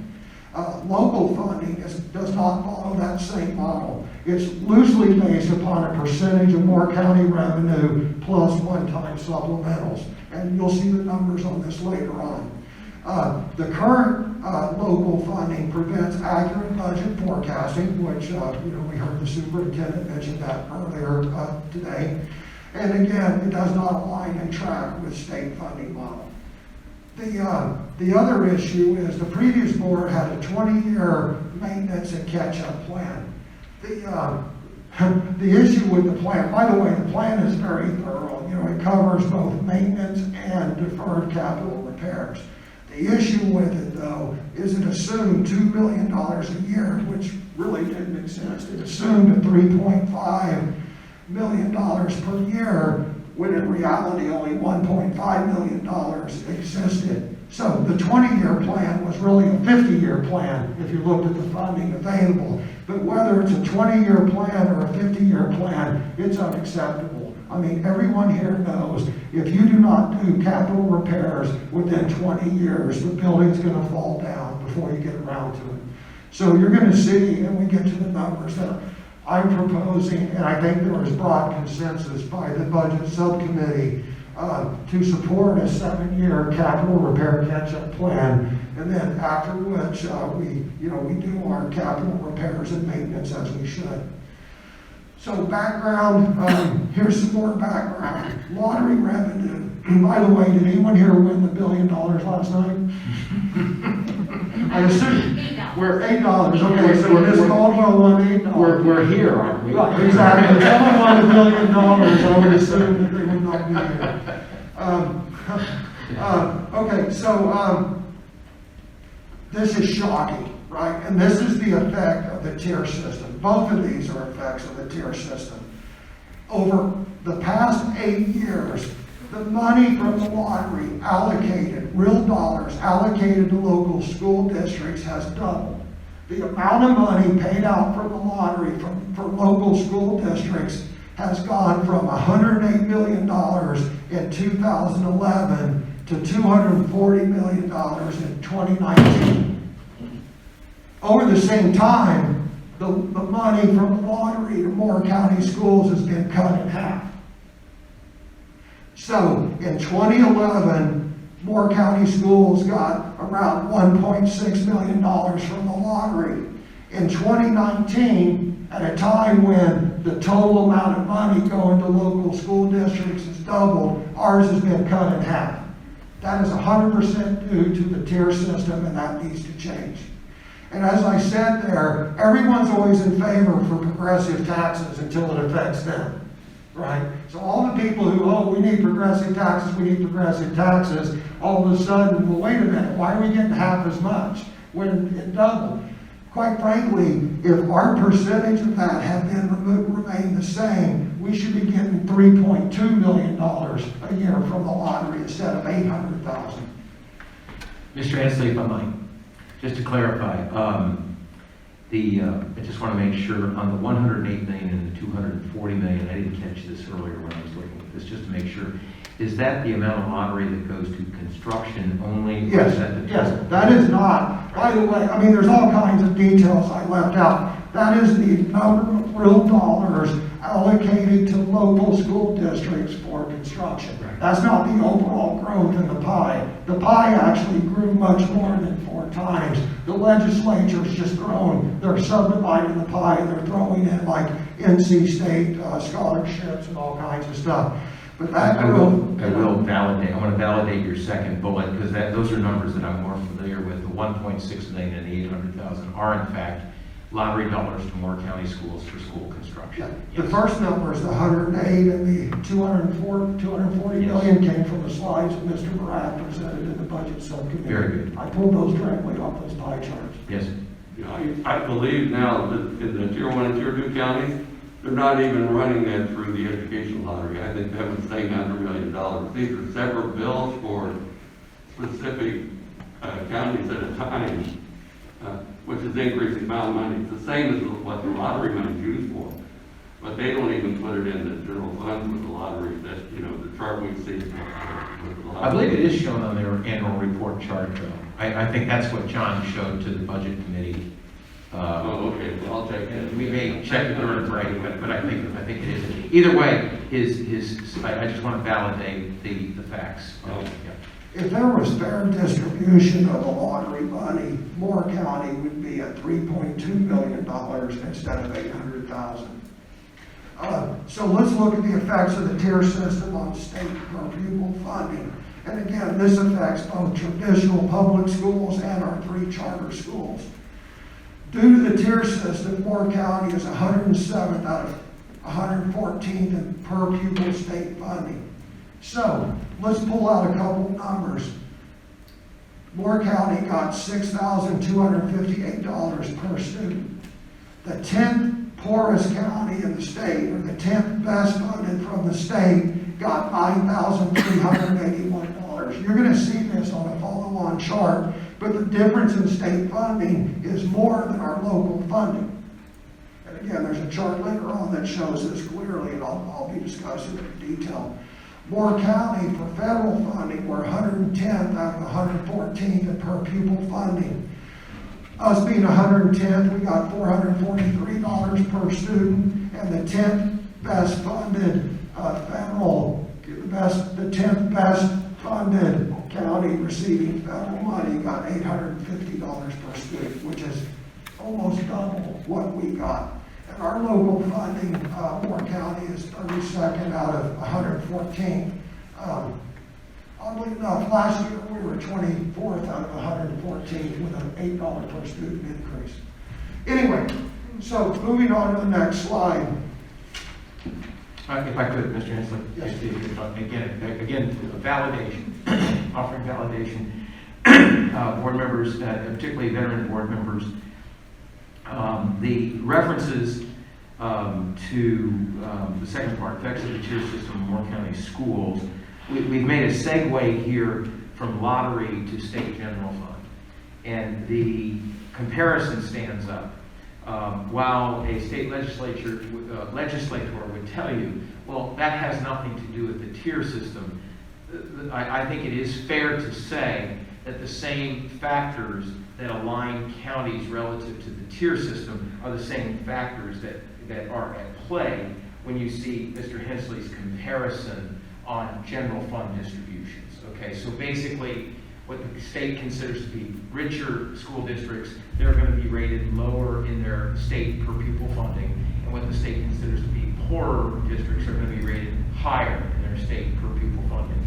So for the ease of conversation, it's fair to say these are the effects of the tier system, when in fact it's the same factors that inform the tier system would inform the state's distribution of funding. So I think it's fair to use the term just for our own conversation here, but if you later on are working with your legislators, there might be a technical difference in how you use the term tier system. But I think that it's a fair use of the term so that it gives you a picture in your mind of how that works. Are you talking about the difference between the tier system and the sales tax and the tier system in the lottery? The tier system, as you often hear it discussed with the county commissioners, is the state's metrics for determination of which jurisdictions are eligible for certain pots of money from the state and through grants. And so, being a tier 3 county, Moore County in general, not just in terms of schools, is not eligible for substantial amounts of state dollars for those tier 1 and 2 counties. That same pattern presents itself in the distribution of general funds to schools. Okay, and so while the term tier system isn't applied to the schools, the factors are very similar. Okay, so I'm not changing anything Mr. Hensley just said. I can validate. I've been part of this. He's shown this to me. His numbers are good, but I'm just making sure we're clear on the use of the term tier system. It's a helpful word for today's conversation, but it's not necessarily a technical term that you would use if you were talking to a legislator. Okay? Well, what is a technical term, do you know? Just general fund distributions that have factors built in that allow for local wealth. So two of those factors are how much money. It really is a tier thing, even though it's not called a tier thing. There's special parts in the bill that some counties, and it varies, that don't have the money, get more money from the state. They're called low wealth districts. Low wealth districts, and others based even on the amount of students. The low student districts also get more. Let's use the term low wealth. Okay, if you use the term low wealth districts, that would take care of all your tier 1s and most, if not all, of your tier 2s. There are a few other factors, but in order to keep the conversation simple and consistent, I'd say you'd say that we are not a low wealth county. One of 20 tier 3. Yeah. So regardless of what you want to call it, you can look there, and there's the district that receives the 10th largest amount from the state receives 50% more per student than Moore County receives from the state.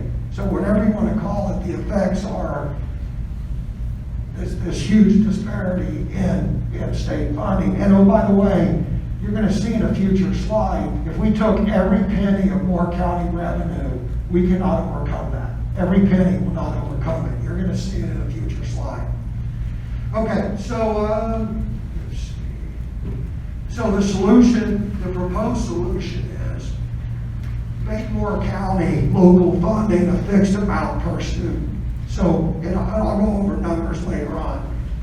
if we align Board County local funding to be aligned with the state, and that is a fixed amount per student, it recognizes the growth in student enrollment, it aligns local funding with state funding, and an important tenet of this, and again, you're going to see this in a future slide, is we start off with a baseline per student, and then future growth in local funding, local operational funding is tied to what the Raleigh increase is. So if Raleigh gives a 3.3% per student funding, then the local funding will increase by the same amount. So we agree on a baseline where we start, and I have a proposal at the end.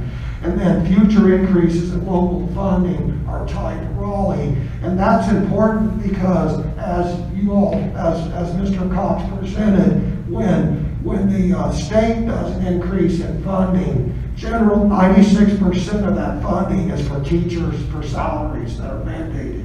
So it creates an unfunded mandate on the locally funded positions. So it's important that we tie our local per student funding percentage increase, yearly percentage increase to that of the state. And then also, I reached out and I discussed this with at least one board member on each of the charter schools. And although the charter schools have not had time to have board meetings and formally consider this and say officially that they're on board, the people that I've talked to at each of our 3 public charter schools understand it, they notionally agree with it. So I believe that it'll allow us to create a united position for Moore County School and 3 charter schools. And they will be discussing this in their upcoming monthly board meetings. So before we prepare our budget and actually make a formal request to the county commissioners, we will know whether or not the 3 charter schools are on board. And if I might, sir, not to continue to interrupt you, but I hope I'm adding some value to what you're trying to share before you make the segue to the catch-up plan, if I could stand through this. The closest that we've been to a funding formula with the commissioners was during the period of time when the commissioners had a policy that would tie funding to schools to 40% of projected sales and property tax revenues for a given year. That process was removed last year, and so currently there is no funding formula, which leaves us with just a process by which we try to come up with some means by which to build school board consensus on what needs are and what the cost of those needs are, and to run that up against what the county projects as its revenues absent a tax increase. So without a tax increase, what is revenue growth for the coming year, and what percentage of that, assuming that there is going to be growth, what percentage of that might be made available to the schools? What Mr. Hensley presents is another approach to a funding formula, and it would be the superintendent's desire that the board work with the county commissioners to come up with a funding formula. I think a funding formula, regardless of the metrics of it, would be very healthy for our community and for our school district.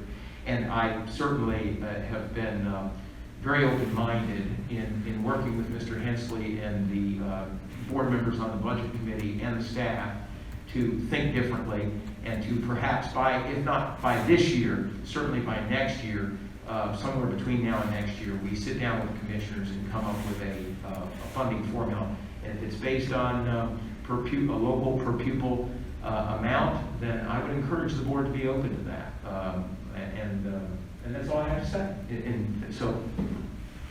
Okay, so the next bullet there is to fund and implement a 7-year capital repairs catch-up plan, after which we revert back to a scheduled maintenance and adhere to it. I've got a slide that shows all that numbers. It's nowhere near as expensive as, when you first look at it, you go, oh my God, $72 million or $74 million, how are we ever going to pay for this? Well, it's like eating an elephant. You do it one bite at a time. So you're going to see a 7-year plan that is achievable, and I think it should be adopted and funded.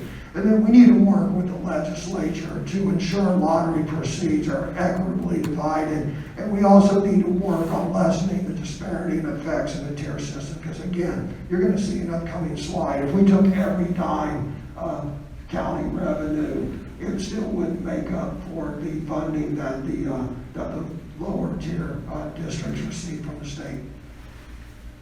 Okay, budget priorities and fiscal responsibility measures to consider. These are, the priorities are, number one, and these are my priorities. We did discuss these in the budget subcommittee. I added a couple in at the end, but implement the classified staff's program. I believe I just heard earlier today that everyone's 100% united on that. Growth in teachers and teachers' assistants to reduce class sizes. We've got some issues, and especially 4th and 5th grade and other grades. Implement a performance-based bonus program for teachers. We actually have some latitude to do that. Look at eliminating or reducing regressive student fees. I've got all kinds of opinions on regressive student fees. So the second bullet is fiscal discipline and responsible measures. We as a board and as a school district need to live within the budget and exercise this. We need to set a budget, live within it, and exercise fiscal restraint to do so. Some of these are in the out years. In the out years, next year, we need to do a billet-by-billet review to ensure our personnel that we have align with our priorities. We need to consider incentives to save and return money in budget execution, i.e. the people who control the budget. They need to be rewarded for saving money. Right now, there are no incentives in the school district that I'm aware of to save money. We need to set up accruals, and this is just good accounting. We need to set up accruals and reserve accounts for replacement of depreciating assets. A prime example of that is our infamous activity bus, right? When we bought a brand new activity bus, if we were setting up accruals and reserve accounts to replace it, then 250,000 miles later, when we need a new bus, the money's there to buy a new bus. The state does that with their transportation. Responsible companies set up accruals and reserve accounts, and we need to start doing the same thing within Moore County schools. We need to utilize local vendors and suppliers wherever possible for our capital repairs and maintenance. And other things. I've got a question. I mean, this is talking a bit out of turn, but why do we have an attorney from Raleigh sitting in on all our school board meetings? We have local attorneys. I realize that he, his firm has expertise in school matters, but he should just be on a retainer, and we call him where needed. And we should have a lower cost attorney that doesn't have to travel to and from Raleigh. Anyway, so there's all kinds of ways we can use local vendors and suppliers. We need to ensure capital. I will defer that one to the whole board. Look, I just threw that out. I mean, that's not but anyway, that's a whole other discussion. Yeah. We need to ensure, really, he's just a parliamentarian. If we need a parliamentarian, we could just go to the Rotary Club and get a guy to be our parliamentarian expert. Excuse me just 1 second, I'm sorry. Dr. Grimsey. Yes. As far as the attorney goes, is there just one practice that just about all the schools go to, or how did you There's two laws.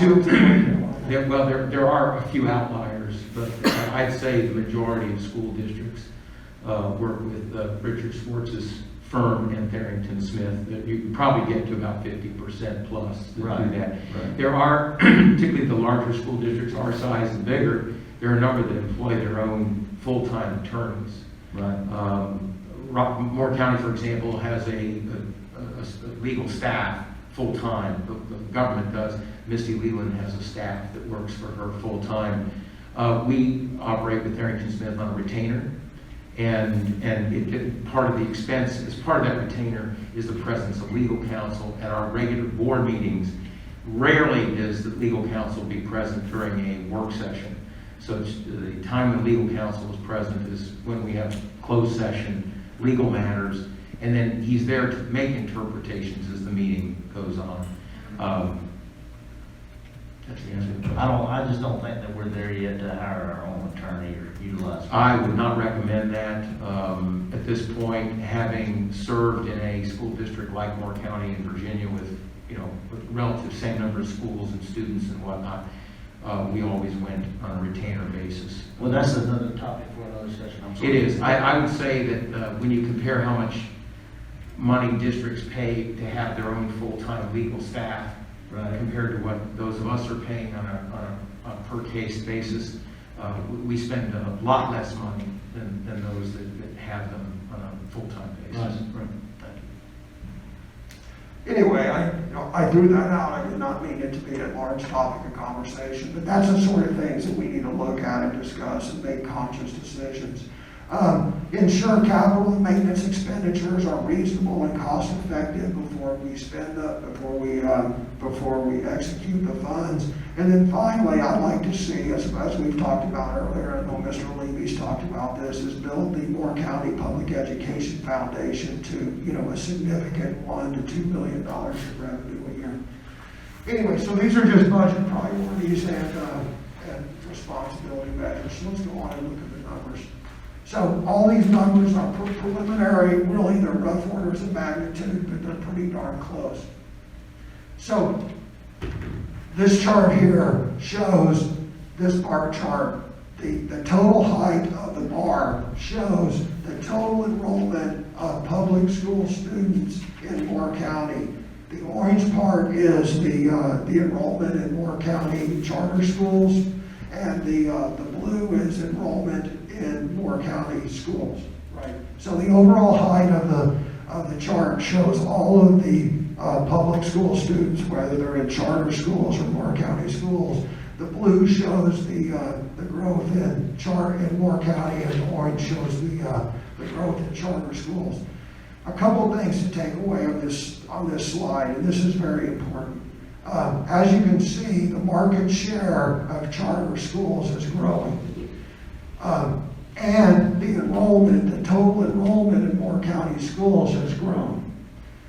The reason why the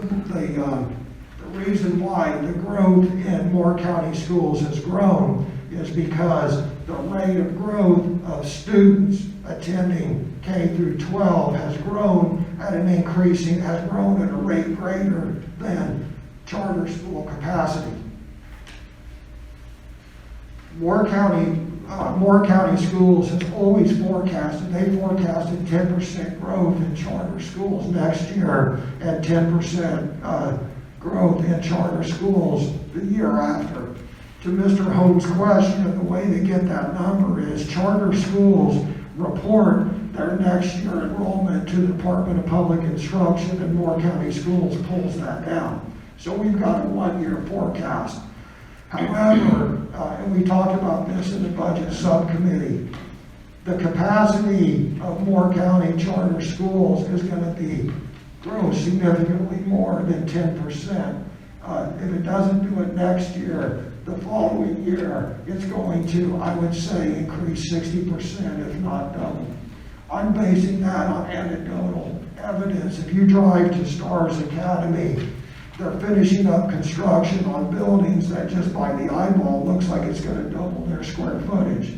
And, I don't know, maybe they're going to spread students out more, but a doubling in square footage is probably going to be equal to a double enrollment in students.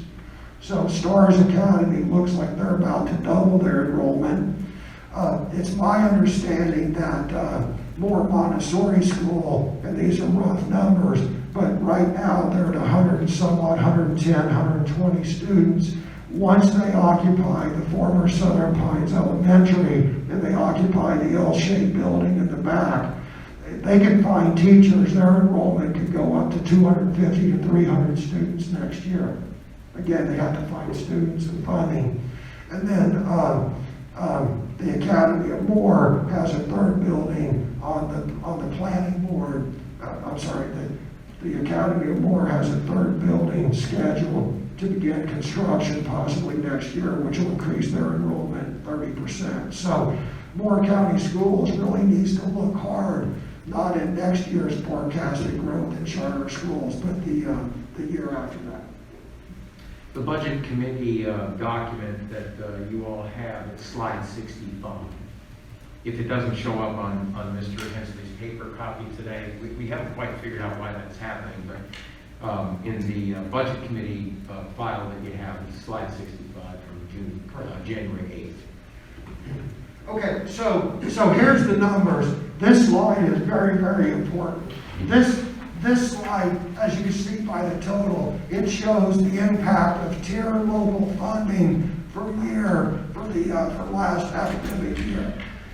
These are ranked by the ranking of state funding that these school districts get. As you can see, I just want to point a couple things out on this that I've highlighted in red. Moore County is the 107th ranked county in state funding. We get $6,258. We get $400 from the state. We get $443 from federal. The county gives us $23.88 per student. Again, this excludes charter school students because that's the way the state reports it. And we talked about that earlier when Mr. Cox was giving his presentation. So the total funding for Moore County schools from state, federal, and local is $9,090 per student. If you take that $9,090 per student and you go to the 10th best funded district in the state of North Carolina, the total of all three doesn't even reach the amount that Halifax County gets from the state. Right, because 9,000 is less than 9,300. Then if you go over to what Halifax County, and in fact, if you look, our funding, our total funding is less than the 10th best funded by the state, the 20th best funded by the state, and the 50th best funded by the state, because it's very difficult, if not impossible, to overcome the sheer number of dollars given by the state. And the other number I want you to look at is the $12,956 that Halifax County gets in total funding. I didn't do the math, but it is, I bet it's pretty darn close that if we took every penny of Moore County revenue, took it all, everything, police, fire, public safety, the building we're sitting in, the courthouse, the DA, if we took every penny of county funding, we still wouldn't reach $12,956 per student. That's the disparity that I talk about with the tier system and the effects of the tier system. And this doesn't even include the lottery funds that we should be getting that's been cut, 75%. So the big takeaway from this slide is the problems with the tier system, not local funding. Any questions? The next slide is important because this shows full-time personnel reports. I know everyone on the board has seen this, and it's got 4 columns. It shows full-time personnel, and they're broken down whether those positions are funded by the state, by state funding, federal funding, local funding, then it shows the total. So for example, if you look at our teachers,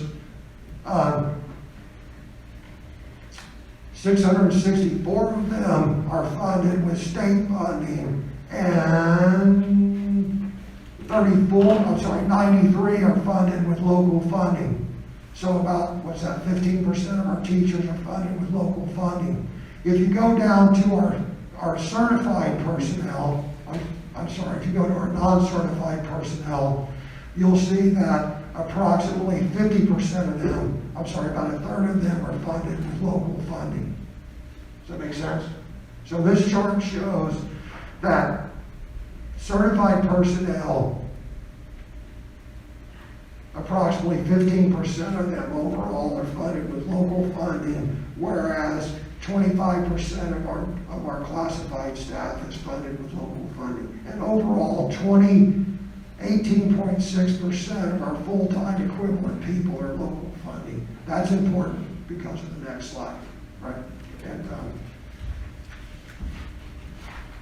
Okay, state funding per pupil. 2 takeaways from this slide. As you can see, over the last 4 years, there's been steady increases in state funding. In fact, over 4 years, that has been a 10% increase. Okay, increases, as you can see at the top, increases in per pupil funding are not all good news. 96% of those yearly increases are due to raises for state-funded positions. And as Mr. Cox pointed out, as we talked about, we then have to turn around and we have to give those same raises to the 18% of our full-time people that are funded by local funding. That's why it's important to tie the percentage increase in our local funding to what happens in Raleigh. That way, if Raleigh increases teacher pay, 4%, then our local funding mechanism will increase 4% so that we can then give the local funded teachers or the local funded classified staff the same percentage raises. So let's look at our historic local funding per pupil. This chart is a different representation of what Mr. Cox presented earlier. This shows the local funding per pupil, which is really how we should look at it. Local funding per pupil, excluding fines and forfeitures and one-time funding. As you can see, it's erratic. It doesn't increase steadily like the state. It goes up, it goes down, it goes up, it goes up. Maybe it'll go down next year. But the point of the matter is, it makes it hard to do budget forecasting. We don't want the superintendent's hair to turn gray for a while. But the other takeaway is it's 8%, right? So if you exclude one-time funding, the state funding increased 10%, the local funding increased 8%, and as we know, a lot of the state increase, it becomes mandates to fund our local positions. But look at what happens if you include the one-time funding. If you include the one-time funding, local funding has increased 10% over the last 4 years, which is exactly the same amount as the state funding. And 2 observations on that. One is, regardless of how it was justified, we need $700,000 for this, or we need $800,000 for this, whether Moore County Schools realized or not, really, we were trying to get that 2% back to make up the difference. The other issue is, if you look at that, the fight, we're going to go fight for $800,000 for this, $600,000 for that. It became contentious. It caused hate and discontent. For really $800,000 out of $33 million, it caused a lot of hate and discontent for what's relatively a small amount of money. And then the other issue on this is, you see, once you have the one-time funding in, it goes up, it goes down, it goes up, and it goes down. The proposal to do a per pupil funding tied to the state does away with the contentiousness, it does away with the friction, and it will be kind of a steady as you go increase that mirrors the state increase. Any questions, comments? Just want to get through this? Just so everybody knows, between 8, 9, and 9, 10, budgets were cut 10% statewide, just a historical perspective. Correct, yes, there were budget cuts after the big 2008 recession, right. Okay, so let's switch gears and let's look at the 7-year, $30 million capital facilities repair and then maintenance program. So there's always been this big but there's always been this proposal about $72 million. I made it 74 just because it made the math easier. But anyway, there was always this big, we got $72 million worth of unfunded deferred maintenance due in the next 20 years. Actually, there was never $72 million worth of deferred maintenance. If you look at the numbers up there, $45 million of the, whatever you want to call it, $74 million was not deferred maintenance. That was scheduled maintenance that prudent companies and organizations would do in years 8 through 20. You got to replace roofs. Boilers only last a certain amount of time. So $45 million of that huge amount was really just scheduled capital repairs in years 8 through 20. So if you subtract 45 from 74 million, the cost of the 7-year capital repair catch-up plan is $29 million. And that $29 million includes both deferred capital improvements and routine capital maintenance and improvements that would happen during that time. So how do we fund this? Well, per a presentation that was given in the subcommittee, and I think it was given in open session last time, in one of our last meetings, Moore County Schools, from the projection of sales of property, and that's why it's important we maximize the dollars we get from the sale of those properties. Lottery proceeds, as meager as they are, plus the fund balance, Moore County Schools expects to have $8 million in 2022 to go towards that $29 million. So that leaves $21 million, well, that leaves us $21 million in short, which is a $3 million per year temporary increase in Moore County capital outlays.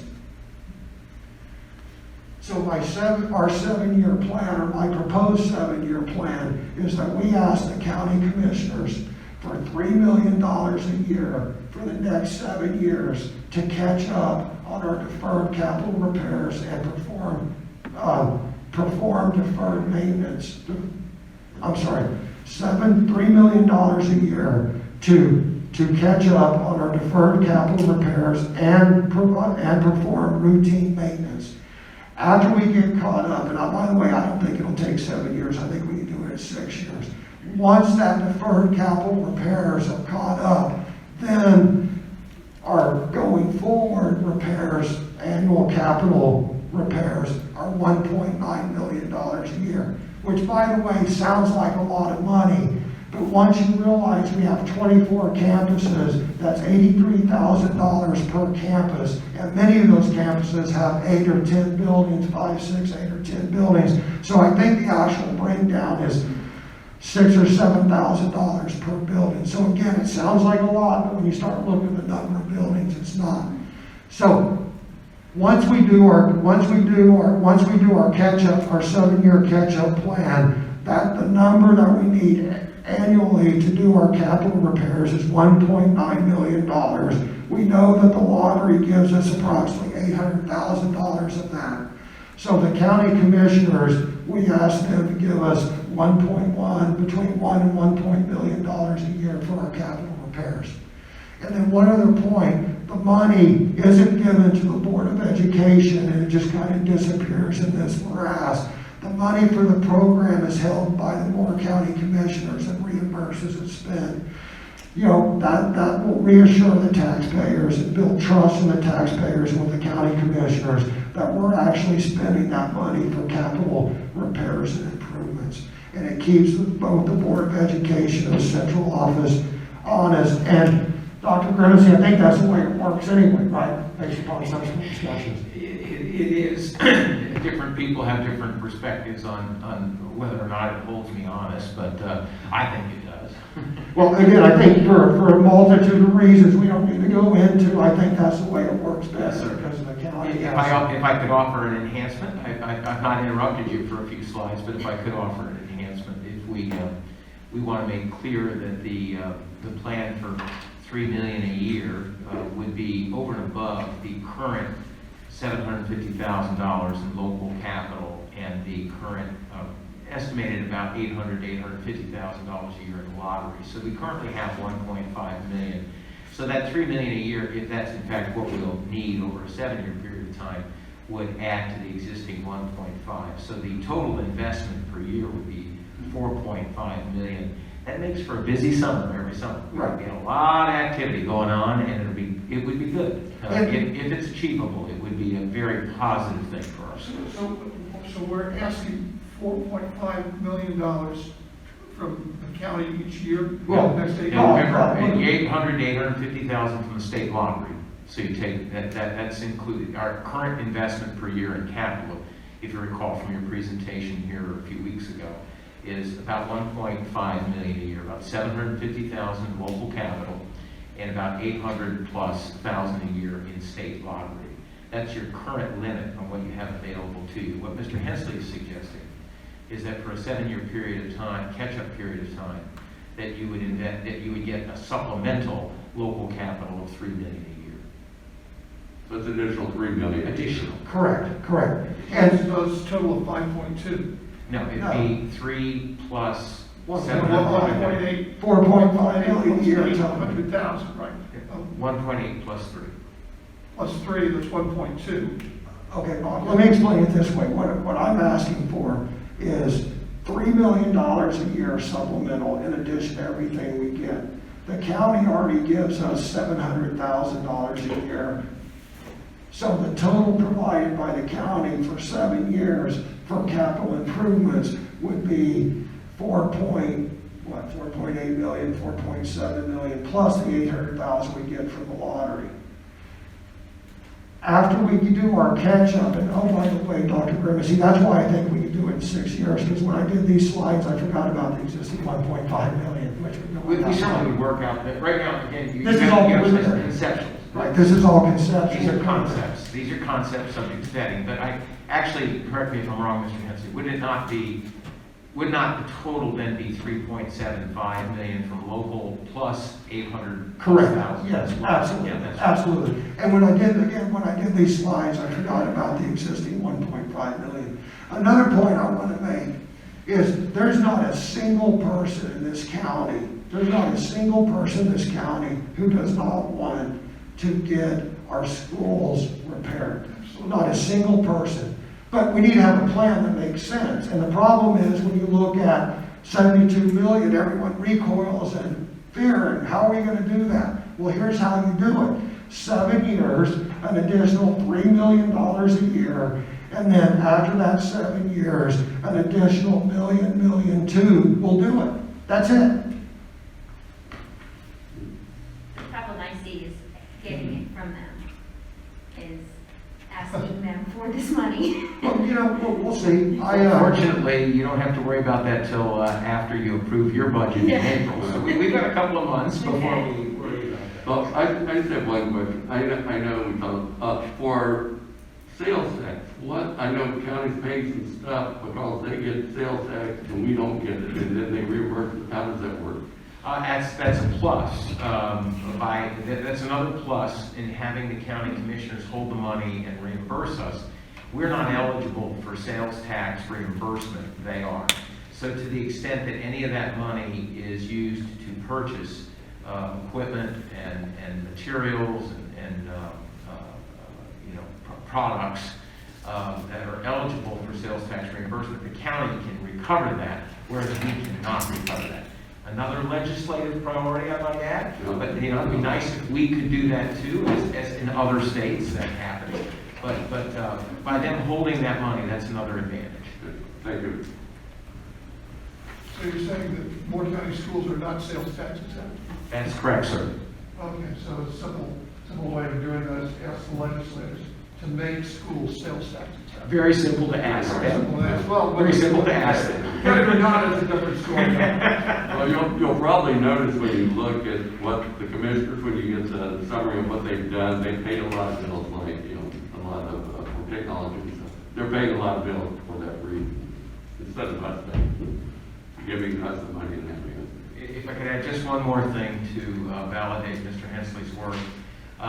In the plan that has been presented by Mr. Barat, and which he will highlight in his forthcoming presentation on March 1st, the 20-year plan includes a intensive level of activity in fiscal year 2024-2025, built on the assumption that we would seek bond funding for a package of large-scale projects that are in this 20-year plan. What Mr. Hensley's plan does is not do that, but instead have a broader, 6, 7, or 8-year period based on an elevated amount of contribution from the county exclusive without interest on more of a pay-as-you-go approach, and stretch that out. And so I think that's new thinking, and it's new thinking that deserves, consideration as I put together what I bring back to you in the coming weeks and months. Yeah, there's another plus too in the plan is you might notice that we know we're gonna have big ticket items coming up, so we know we have to hold money back from stuff to get this done, because we're not sure whether we would get the funding from the commissioners to do it. Because there's no plan now to do it. It's sort of like a year thing. I would suggest, going back to what I talked about earlier, there's not a soul in this county who doesn't want to get our schools up to speed. And I believe the county commissioners will share that view, right? They just need a proposal that they can get behind that doesn't include tax increases or a big bond issue that needs to be voted for. The other thing that I would say is everybody's interested, and I believe the county commissioners will be interested too, in a per student funding mechanism that, again, recognizes the growth in student enrollment, ties the increases to Raleigh. Look, everyone wants to make more county schools whole and fix our schools. We just need to have simple, straightforward, common sense proposals that achieve those two things. And I think what I'm proposing here, and what the Budget Committee talked a lot about, achieves that, or some close derivation. We could, and we're going to talk about that on the next slide. For example, the per pupil funding, where do you start? Right. So, anyway, any other questions on the 7-year capital improvement plan? Okay, so here's the asks, right? And the asks are what's important. So, we asked the county commissioners to implement a per pupil funding model. We start off with a baseline, the 2019-2020 funding of $2,260 per student. By the way, that $2,260, that includes the charter school students. You take the total amount and divide it by 13.77, that's what you come up with.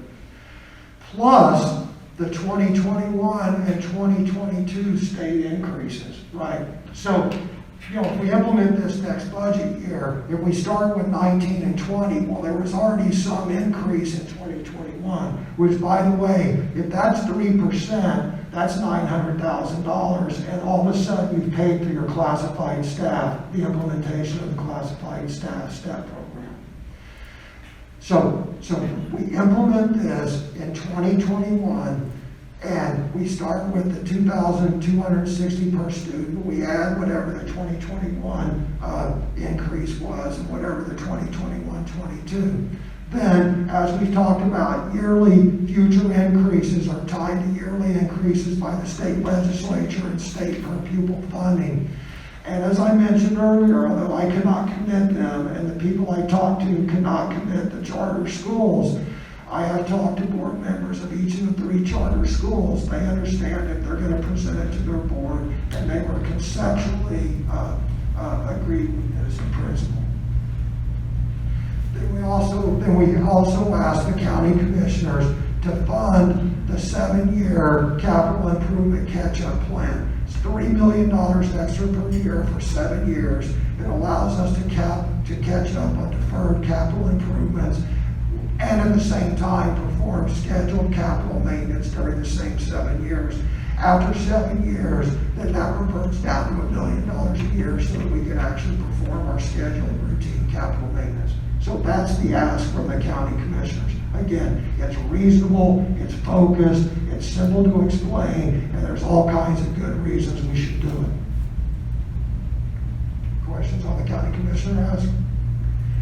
The legislature, man, they got to disconnect lottery funding to local school districts from the tier system. Quite frankly, if they don't start doing an equitable distribution of lottery proceeds, Tier 3 counties should just stop selling lottery tickets. Because all we're doing is, the lottery's a tax on people who are poor at math, but then they're taking the proceeds and they're only giving us 25% of what we should get. So it's a tax on people who are poor at math, and then they're turning around and they're just, well, I was going to use a term with a pie they wouldn't agree with, so I'll just leave it at that.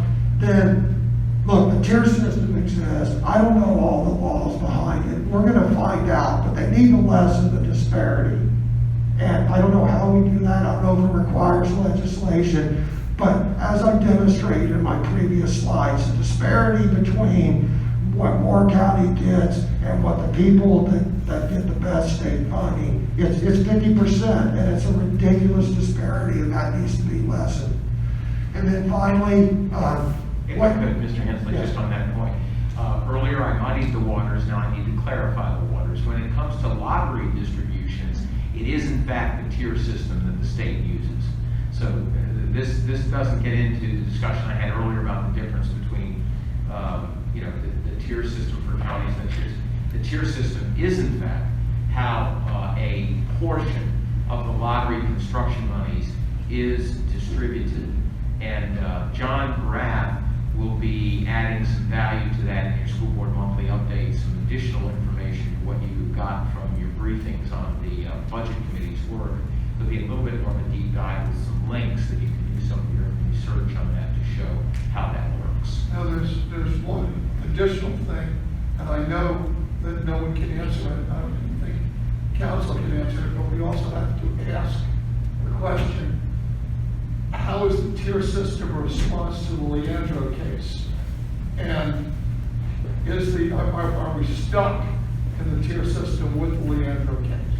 Leandro case is the equitable distribution, for those who might not know, the equitable distribution of school funds among rich and poor counties and rich and poor districts. So that's just a question which has no answer here, but it's something that when we discuss this, we have to face. And it is a question that people in Raleigh have been wrestling with for quite some time. and I don't think it'll be resolved by March 1. No, but one of the things is, what Mr. Hensley pointed out very wisely, we all seem to want to be sympathetic to progressive taxes and the like.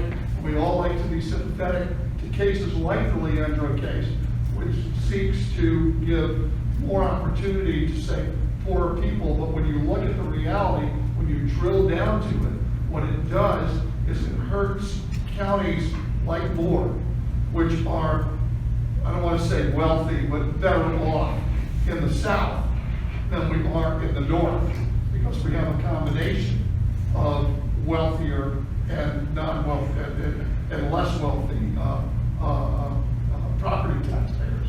So it's not as black and white or as simple as a lot of people think. I want to bring up one other thing too. Last year and year before too, there's talk about the state lottery for construction. Tim Moore's in favor of it, Bill Berger's not. 1.99 billion, what the bill is. Of that, we would get like $8 million. But that is on the horizon too, that could happen. And just as a little perspective too on some of the smaller counties. Jones County, I asked Billy if they had a 1 cent property tax increase, how much money it would give them? $70,000 to sort of put things in perspective because of the number of people in the county. Just as a reference. We're like 1.2 or 1.3, I think. I did interrupt Mr. Hensley here. Just one final point. One final point is, Moore County Schools needs to do their part in this too. And Moore County Schools, if we're going to ask the county commissioners to implement this per pupil and then title rate of increase, we're going to ask the taxpayers of Moore County to give us an additional $3 million a year for capital improvements and then $1 million after the 7-year plan. We need to demonstrate and we need to make sure that we are fiscally responsible and we're fiscally disciplined and we start doing the things that well-run organizations do. Our commitment needs to be that we're going to set a budget and we're going to live within it and we're going to exercise the fiscal restraint. If there's a shortage, we're not going to go running to the county commissioners and say we need another $700,000. We just address it internally. We need to set up the accruals and reserve accounts. We need to do the things to demonstrate fiscal responsibility and discipline. And then finally, the last ask is, the priorities presented on slide 6, most of which, or at least half of which, I think we've already agreed to today. So anyway, thank you for your time. That's all I have. Madam Chair, welcome back. Thank you. Mr. Hensley, as you can see, has wrapped up his perspective on what he's taken away from Budget Committee. It is unusual for a board member to make a presentation in such a detailed way, but I think it's extremely healthy for you as a board, given, let's just call it what it is, well documented, different perspectives. And I think the Budget Committee, I'm grateful that it has served as a platform for us to embrace those differences, articulate them, organize them, put them out, organize the facts and have discussions about them. And from that, I'll let the chair speak for herself, but I think that Ms. Thompson and Ms. Carter and Mr. Hensley have found more common ground than they found differences. And so I have found it to be a very helpful exercise for me to listen, to ask questions, to provide some background information as needed, some context as needed. The staff does not have a lot of time. We're going to have to take a lot of this new, fresh perspective and do the best we can between now and March 1st to keep you all on schedule with your statutory requirements, and eventually the county commissioners with their statutory requirements. We can't just talk it to death. Eventually we've got to make decisions. And so we will cover as much ground as we can. But with that, Madam Chair, it is 11:15, and we've allowed for some pretty good time here to manage some reflections on behalf of board members before we wrap up this morning. Let's see who's left here. I've got Mr. Cox and I've got Dr. Locklear. Our staff members of the Budget Committee are here and prepared to take notes. I've already taken some substantial notes here, and happy to just hear back from board members on their own reflections or maybe some of their own perspectives on what they've been able to glean from their own homework and from this morning's discussions. Thank you. Thank you, Mr. Hensley, for all this work that you put into things. I want to go ahead and add, having worked with David and with Ms. Thompson, this is a work in progress. We agree on very many aspects of what you've just seen. We don't agree on all of them, but they're out there for your consideration. As a teacher, I'll go ahead and mention that I am very skeptical of a performance-based program for teachers, primarily because I think it is such a hard thing to evaluate. And although we have our state testing on certain grade levels and subject areas, it does not cover all. And I'm afraid we might be opening a can of worms if we attempt to go this route. The state is experimenting with their bonuses for third grade, maybe third, fourth, and fifth grade teachers in those tested areas. It's given some money to AP teachers who had students perform at exemplary levels. It's given some money to CTE teachers for scores. But if you talk to those teachers who have received those bonuses, they will tell you that they don't deserve the credit for making it all happen. And as a teacher who was in an area which was an untested area based on state guidelines, I would question, how was I ever going to earn an incentive for the performance of my children? So I would think that would need a great deal of consideration before we actually tried to enact something along those lines. But, look, it is a suggestion Mr. Hensley has put out there, and so I just wanted to throw out the other side of that. This is something we'll need to talk about. And let me clarify something real quick, Ms. Carter. Several of my ideas, such as my billet review to ensure that the people that we have align with our priorities and looking at perhaps a performance-based program, those are in the out years. So many of my suggestions, I'm not asking for us to look at this budget cycle because, hey, we don't have time and we really need to put a thought into it. So if I didn't make that clear in my presentation, several of those in there are, next budget cycle things that, we'll have the time and be able to discuss. Most definitely, yes. And there's some really good aspects to this. Tying increases, I think, to the fact that Raleigh recognizes increases need to be made such that we don't find ourselves falling farther and farther behind would be an excellent route to go, if we can convince our commissioners of going that route. I had begun to open the doors with the charter schools last year, had spoken to two about the fact that what benefits Moore County schools benefits our charter schools as well. Now, it's good to know that we might be able to present a united front along these lines because we're all in the same business. So we'll look forward to hearing more and maybe gaining more support from those groups also. The other point, let's see, the other thing that is still in here, and I think we've got to reserve some comment on, is the reference to student fees. And I don't know how that was addressed while I was absent, but we'll need to look a little farther into that and see exactly what kind of money we're talking here, what student fees actually cover.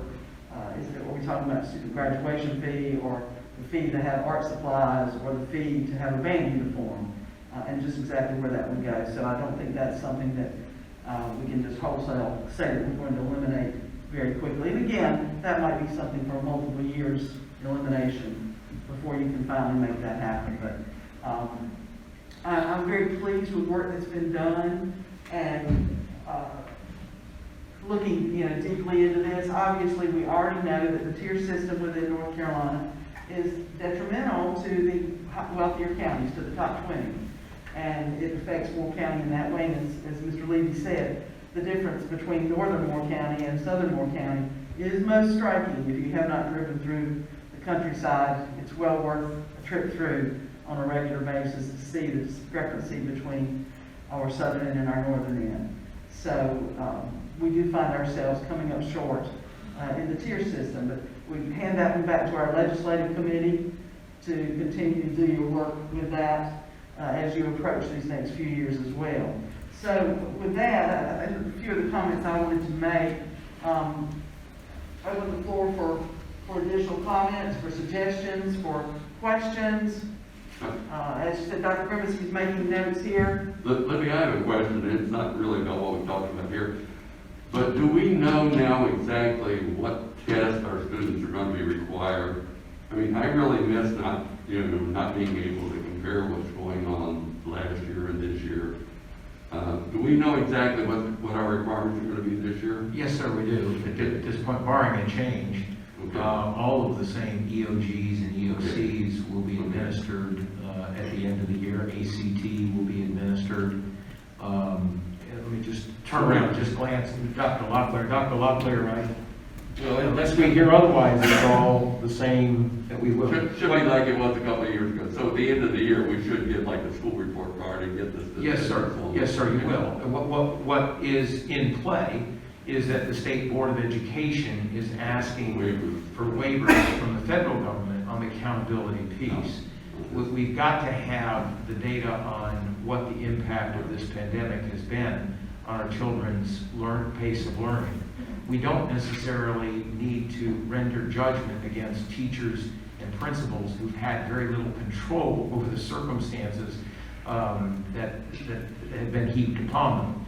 And so I do hope that we'll support the State Board of Education's efforts to lessen the accountability requirements associated with the tests so that we can all get the student data and then figure out where we're going to go from there. Thanks. Is it possible we could invite Mr. Locklear forward to, right off the top of his head, give us a rundown of where EOCs and EOGs are actually required? Sure. Because I know he's got that information stored right up. Yeah. And I do that for the information to the Mr. Levy and Mr. Holmes and Mr. Hensley, who might not be as familiar with all the mandated tests. I'll say the accountability too would be on the parents too, Ed. And that might be hard for them. Yes, So what kind ma'am. of tests Dr. do we do? Yes, ma'am. Is this on? Yeah. Okay. We have accountability measures based on the state requirements in grades 3 through 12, essentially. In our elementary schools, Reading and math is tested in grades 3, 4, and 5. Science is a grade 5.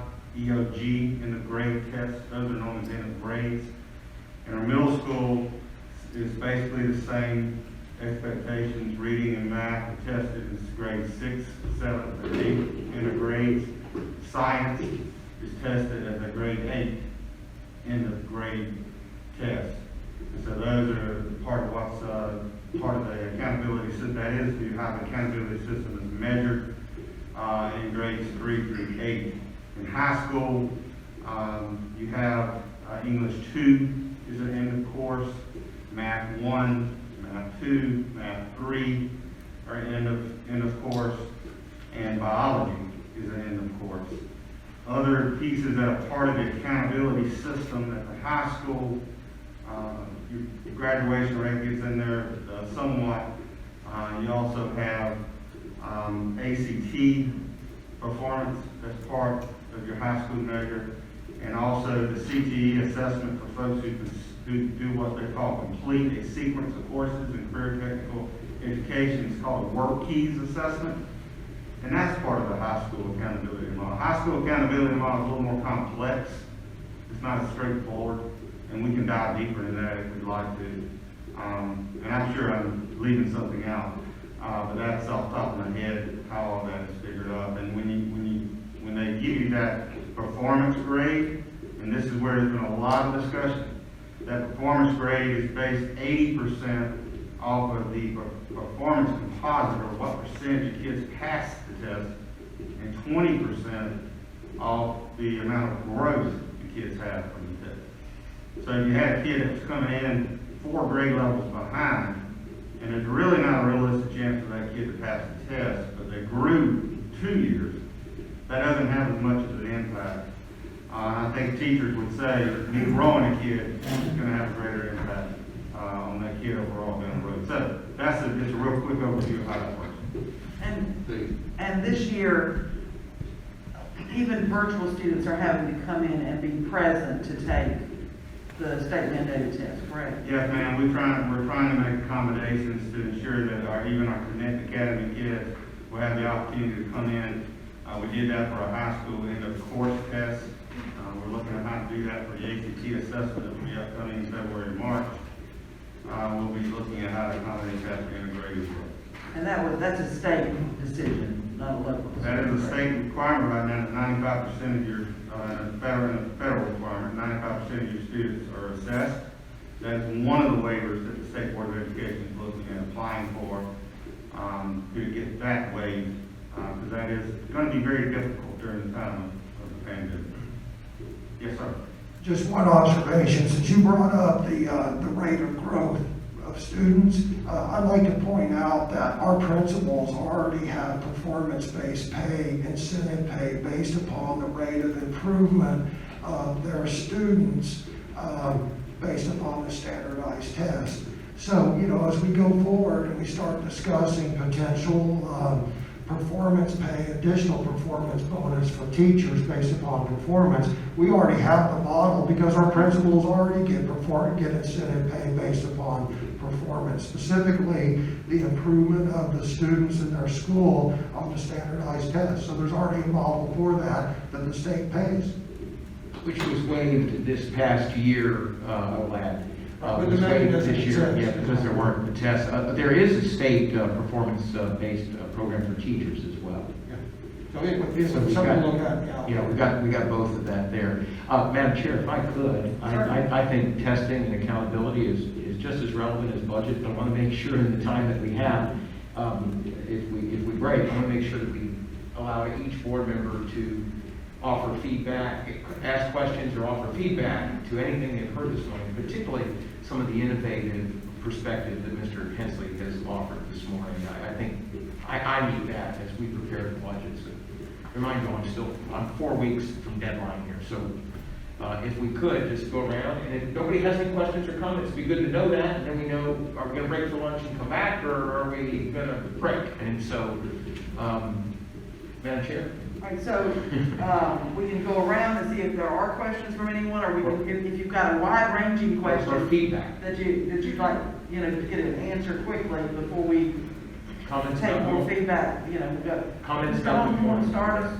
Yeah, I'll be happy to. I'm just, one thing has nothing to do with anything, but I'm just really, really appreciative of how this meeting is going. It's a whole lot of improvement other than the previous meeting, and I really do think that, it's gonna be productive, and I really, really appreciate it, and I'm sure everybody else does as well.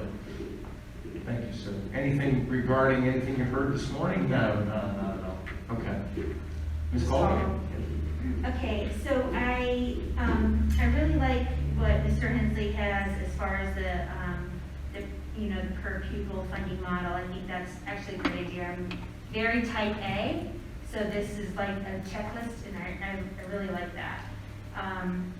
The catch-up plan as well, like I voiced my opinion before, is just, you know, hoping that we can get the county commissioners on board with us. That would be wonderful if we could all work together on that. And as far as the, and Libby, I'm kind of on board with you with I think those, what you had on slide 6 about the bonus program and fees and incentives. I think those are just probably another time to talk about them, just because I think each one has different details to it.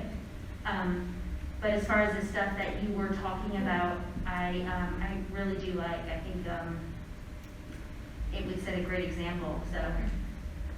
Where you at, Ms. Colvin? I'm sorry. Number 6. The slide 6 is where it just said eliminating school fees, and I think that should be on another time frame. I don't think we need to be looking at that this year.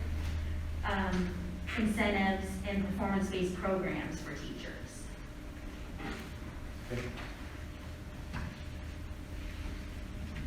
Which was page 3, I'm sorry. I've got slide. I'm going to keep slide 6 out in front of me because I think that's a nice checklist. Yeah. Yes. I think- Yes, I'm sorry. Thank you. I don't want to catch No, you're not cutting out. Thank you. Ms. Reed. Yes, first of all, I'd like to say that I so much appreciate the chair and Mr. Hensley working together, because I think that is just a great thing. And the entire committee, whoever else was on the committee, I appreciate that. I believe this. And Ms. Thompson deserves a lot of credit too, she's just not here because. Yeah, so I don't need to leave you out of this call. But I appreciate the entire committee working together. But what I've seen so far is what I would call a baseline budget, okay, or what we call a continuation budget. Now, as Dr. Grimsley says, we only have a couple of months or a month or so for Dr. Grimsley to come up with your entire budget for the next year. 4 weeks. 4 weeks. So we don't have time to do what I hope to do for next year, which is to look at less of a baseline budget and more of a performance budget. In other words, take a look, a much deeper dive into the budget, not using macro numbers, overall $31 million and the like, but to look at each program we do in a micro fashion, which is to say, okay, I understand that we have several platforms that we use in the different schools for our computers, for which we probably pay royalties for, whether that's Google or Adobe or however we do it, okay? And I don't mean particularly those things, but I'm sure we pay royalties for the use of various computer software. Well, do we need all of it? Okay, and that takes a very, very deep dive into our operations. Do we need to fuel so many buses and the like? And I'm not really talking about this new activity bus, but what I'm really doing, and I don't want to get back into that. We already discussed that. That's water under the bridge.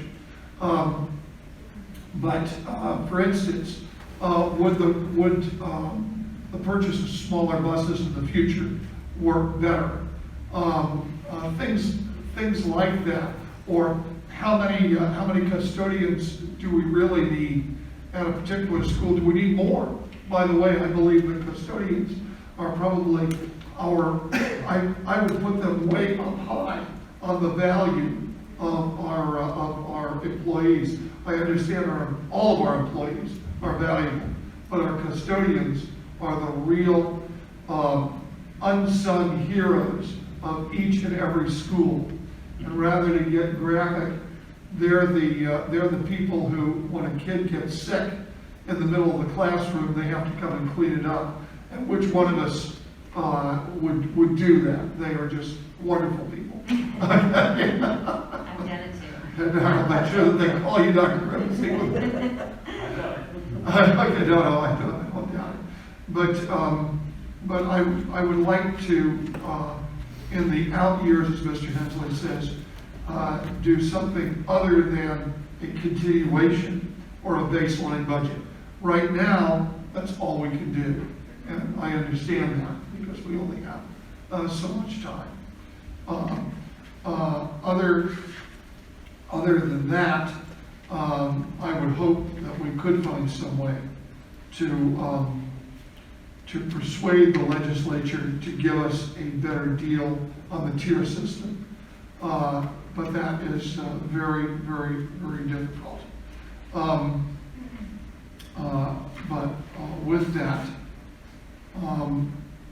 I don't see any big new initiatives. I think we have our hands full with repair of our schools. And that should be our major big project, besides making sure that we give our classified employees a proper salary. Those two things are tops.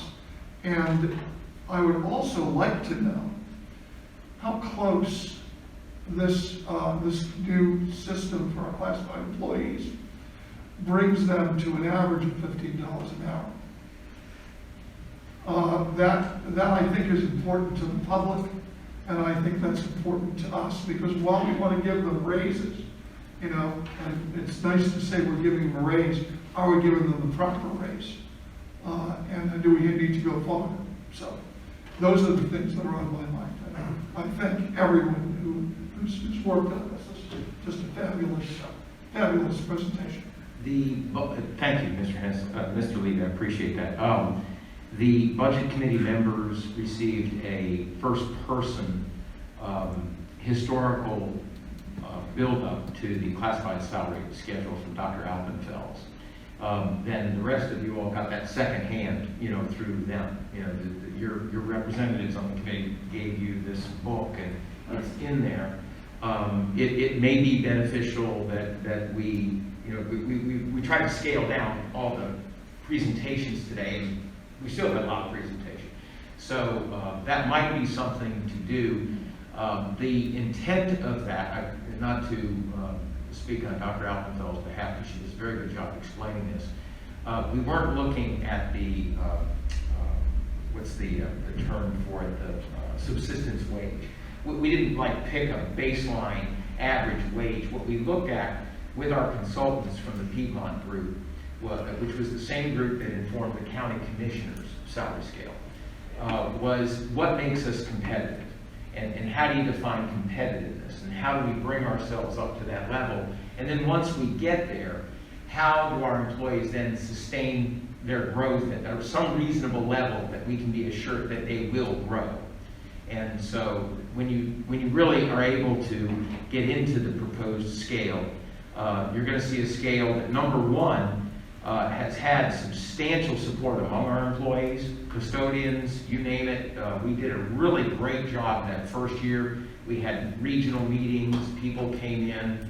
Each employee had their own individual prospectus that showed how they would play out. Tremendous support, and that's part of the reason why there's such a high degree of disappointment among them, because they all knew what they would get from that, and they were all very satisfied with that. And indeed, when it didn't happen the first year, we actually started losing employees who said they would stay if we could have gotten that approved. So I don't think that we'll have a quick answer for you on the degree to which it comes up with an average, because there's so many different places that they are. But what I can tell you is that I think your employees right now just want you to get it done, and then maybe answer that question after the fact. Okay. I think they don't want us to go back and and review it and use that as an excuse to put it off another year. I think right now it is the package that I know has substantial support from our employees, and they just want us to get it done. And No, and I agree. We can tweak I'm more it later. interested in it from a statistical standpoint, and I believe the public is interested in that statistic.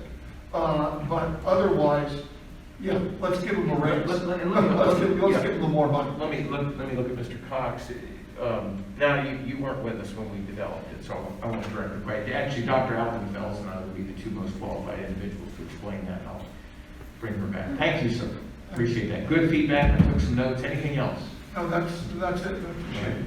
Yes, sir. Mr. Dennis? The only comment I have that I haven't already made was in the capital expense with the commissioners. Yeah, I can remember when we sat in their conference room when John first did that list and talked about this.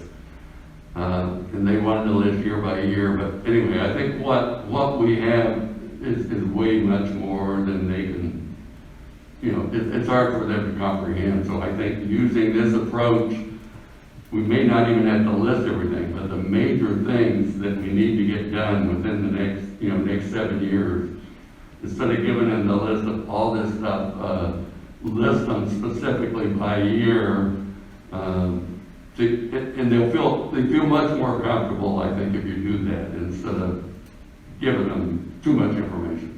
And I think that would help a lot, because they've been asking for this all the time. Just what do you need this year, and what do you need next year? That's it. Enjoyed the meeting today. It was a good meeting. I think we should be opening to listen to all ideas and discuss them. Thank you. I did forget to say one thing. Thank you to Mr. Cox. I meant to tell him earlier that he did a great presentation. Well, and his previous ones to us with our budget meetings and the orientation type things we've had have been very, very informative. Mr. Hensley? I do have a couple comments, other than I'm 100% in support of my plan. I do have some clarification things, right? First is, I admit I'm muddying the waters a bit. To be clear, there's two proposals, right? There's two common sense proposals that, it would be hard to be against them. The first proposal is a per student local model funding fee tied to the increases in Raleigh. That's the first proposal.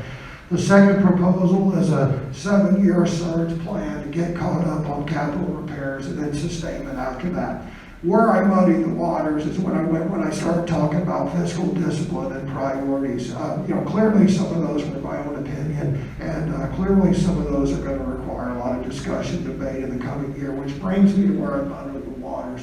I intermixed things that we should start doing immediately, like reserve accounts and accruals and, fiscal discipline. There's some of that we need to start doing immediately. And then other things we look at in out years, like a billet by billet review, maybe additional performance-based pay for teachers. So to the extent that I muddied the water, I apologize.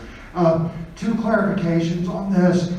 If you look at the fiscal year 22 budget and you look at that proposal up there, if we start with a baseline of the 2019-2020 funding of $22.60 per pupil per student, and we add 3% or whatever the state increase was, that pretty much takes care of the funding for this year. That'll give us another $900,000, which would certainly take care of the classified staff raise. So the devil's in the details. These numbers are approximate. As we continue to refine it, I think you're going to see that fiscal year 22 will work out even with the classified staff raise.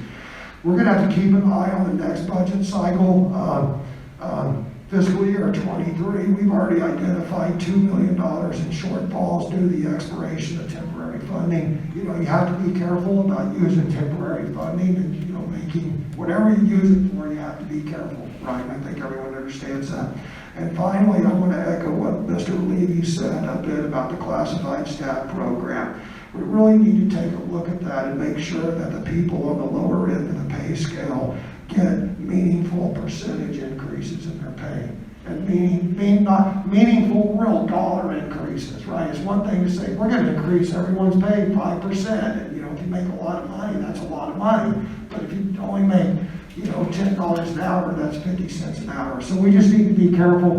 And to Dr. Grimsey's point, we do not want to hold up the implementation of it, but we definitely need to circle back at some point and make sure that our team members who are on the lower end of the pay scale are getting meaningful, real dollar increases, not just a standard flat rate percentage. That's it. Madam Chair, I do have a question I'd like to ask Andrew. Andrew, for the money we receive from the commissioners, they pay us monthly? Pay monthly. Do we receive the same amount every month? Yes, sir. Do we have the same number of students every month countywide? No, sir. So that's something we might want to figure out how, if we have to do something there. Because I don't know how much it fluctuates, and that's it. Other questions or comments? As I said, there's been a lot of thought has already gone into this. Dr. Grimsey and Mr. Cox gave us a great platform from which to start with our deliberations. We do want to hear from staff as to what priorities are considered within their budgets as well. And obviously, Dr. Grimsey will be putting thoughts back to the ledger and looking at how this will all come back together for us. We will be having additional budget meetings as we approach that March 1st, the big reveal, when the budget is actually presented. I think we are all 100% on board of the need to help our classified employees. I think, of course, we've been saying this for the last several years anyway, and now it's time to actually put some weight behind our words. So hopefully this is something we're going to see come in as our #1 priority, and we will begin to make a difference there. Also, to you legislative people, obviously quite a bit of our concerns are things that can be addressed in Raleigh as well. And we will leave it to you as you put your priorities together to work on our behalf in Raleigh with our General Assembly to see what kind of support you can garner there, and some changes that you might make as well that will benefit not just Moore County, but 19 other school systems in Tier 3 counties, as well as other areas across the state. So, Madam Chair, before you finish, because I want to give you the last word to make sure you have the last word. I don't want one item to get lost, and I think I inadvertently didn't bring that out. I'm still concerned about the student-teacher ratio in grades 4 and 5. So while we have great priorities in the first two that I talked about, the repairs and the both the repairs and the classified employees, that certainly should not be lost in the shuffle. And if there's any money left over, that should be one of our priorities. Let me let you know. I'll second that. Grades 4 through 12 even, but obviously grades 4 to 5. It's funny that our legislature decided that 3rd grade was a magic number, and at that point, it doesn't matter how many people you have in your class. But up through 3rd grade, you should only have little ones. And we know a lot of 4th graders need just as much help, more help than children before them. So it's funny that that's such a hard cutoff for supplying the appropriate number of teachers, because we surely could do a great deal to cut class sizes in those other early grades as well. So yes, let's definitely keep that one on our list. Y'all will go back to Raleigh as well and help us with that one also. So are there other questions or comments anyone would want to make? Obviously, Mr. Hensley and Ms. Thompson and I will be looking for additional feedback as you go on with your notebooks and with notes you have made today. If something strikes you once you have time to reflect on this meeting, please, by all means, come back to us. We want to be able to share these things with Dr. Grimsey and Mr. Cox and other staff members. We're not the ones out in the schools on a daily basis, so we don't always see something that would have made a tremendous difference somewhere, because we just don't find out about it. So if you hear of things, please share them, and we look forward to that feedback. Madam Chair. Yes, sir. I move the meeting be adjourned. Second. Wow. That'll teach you to take a break.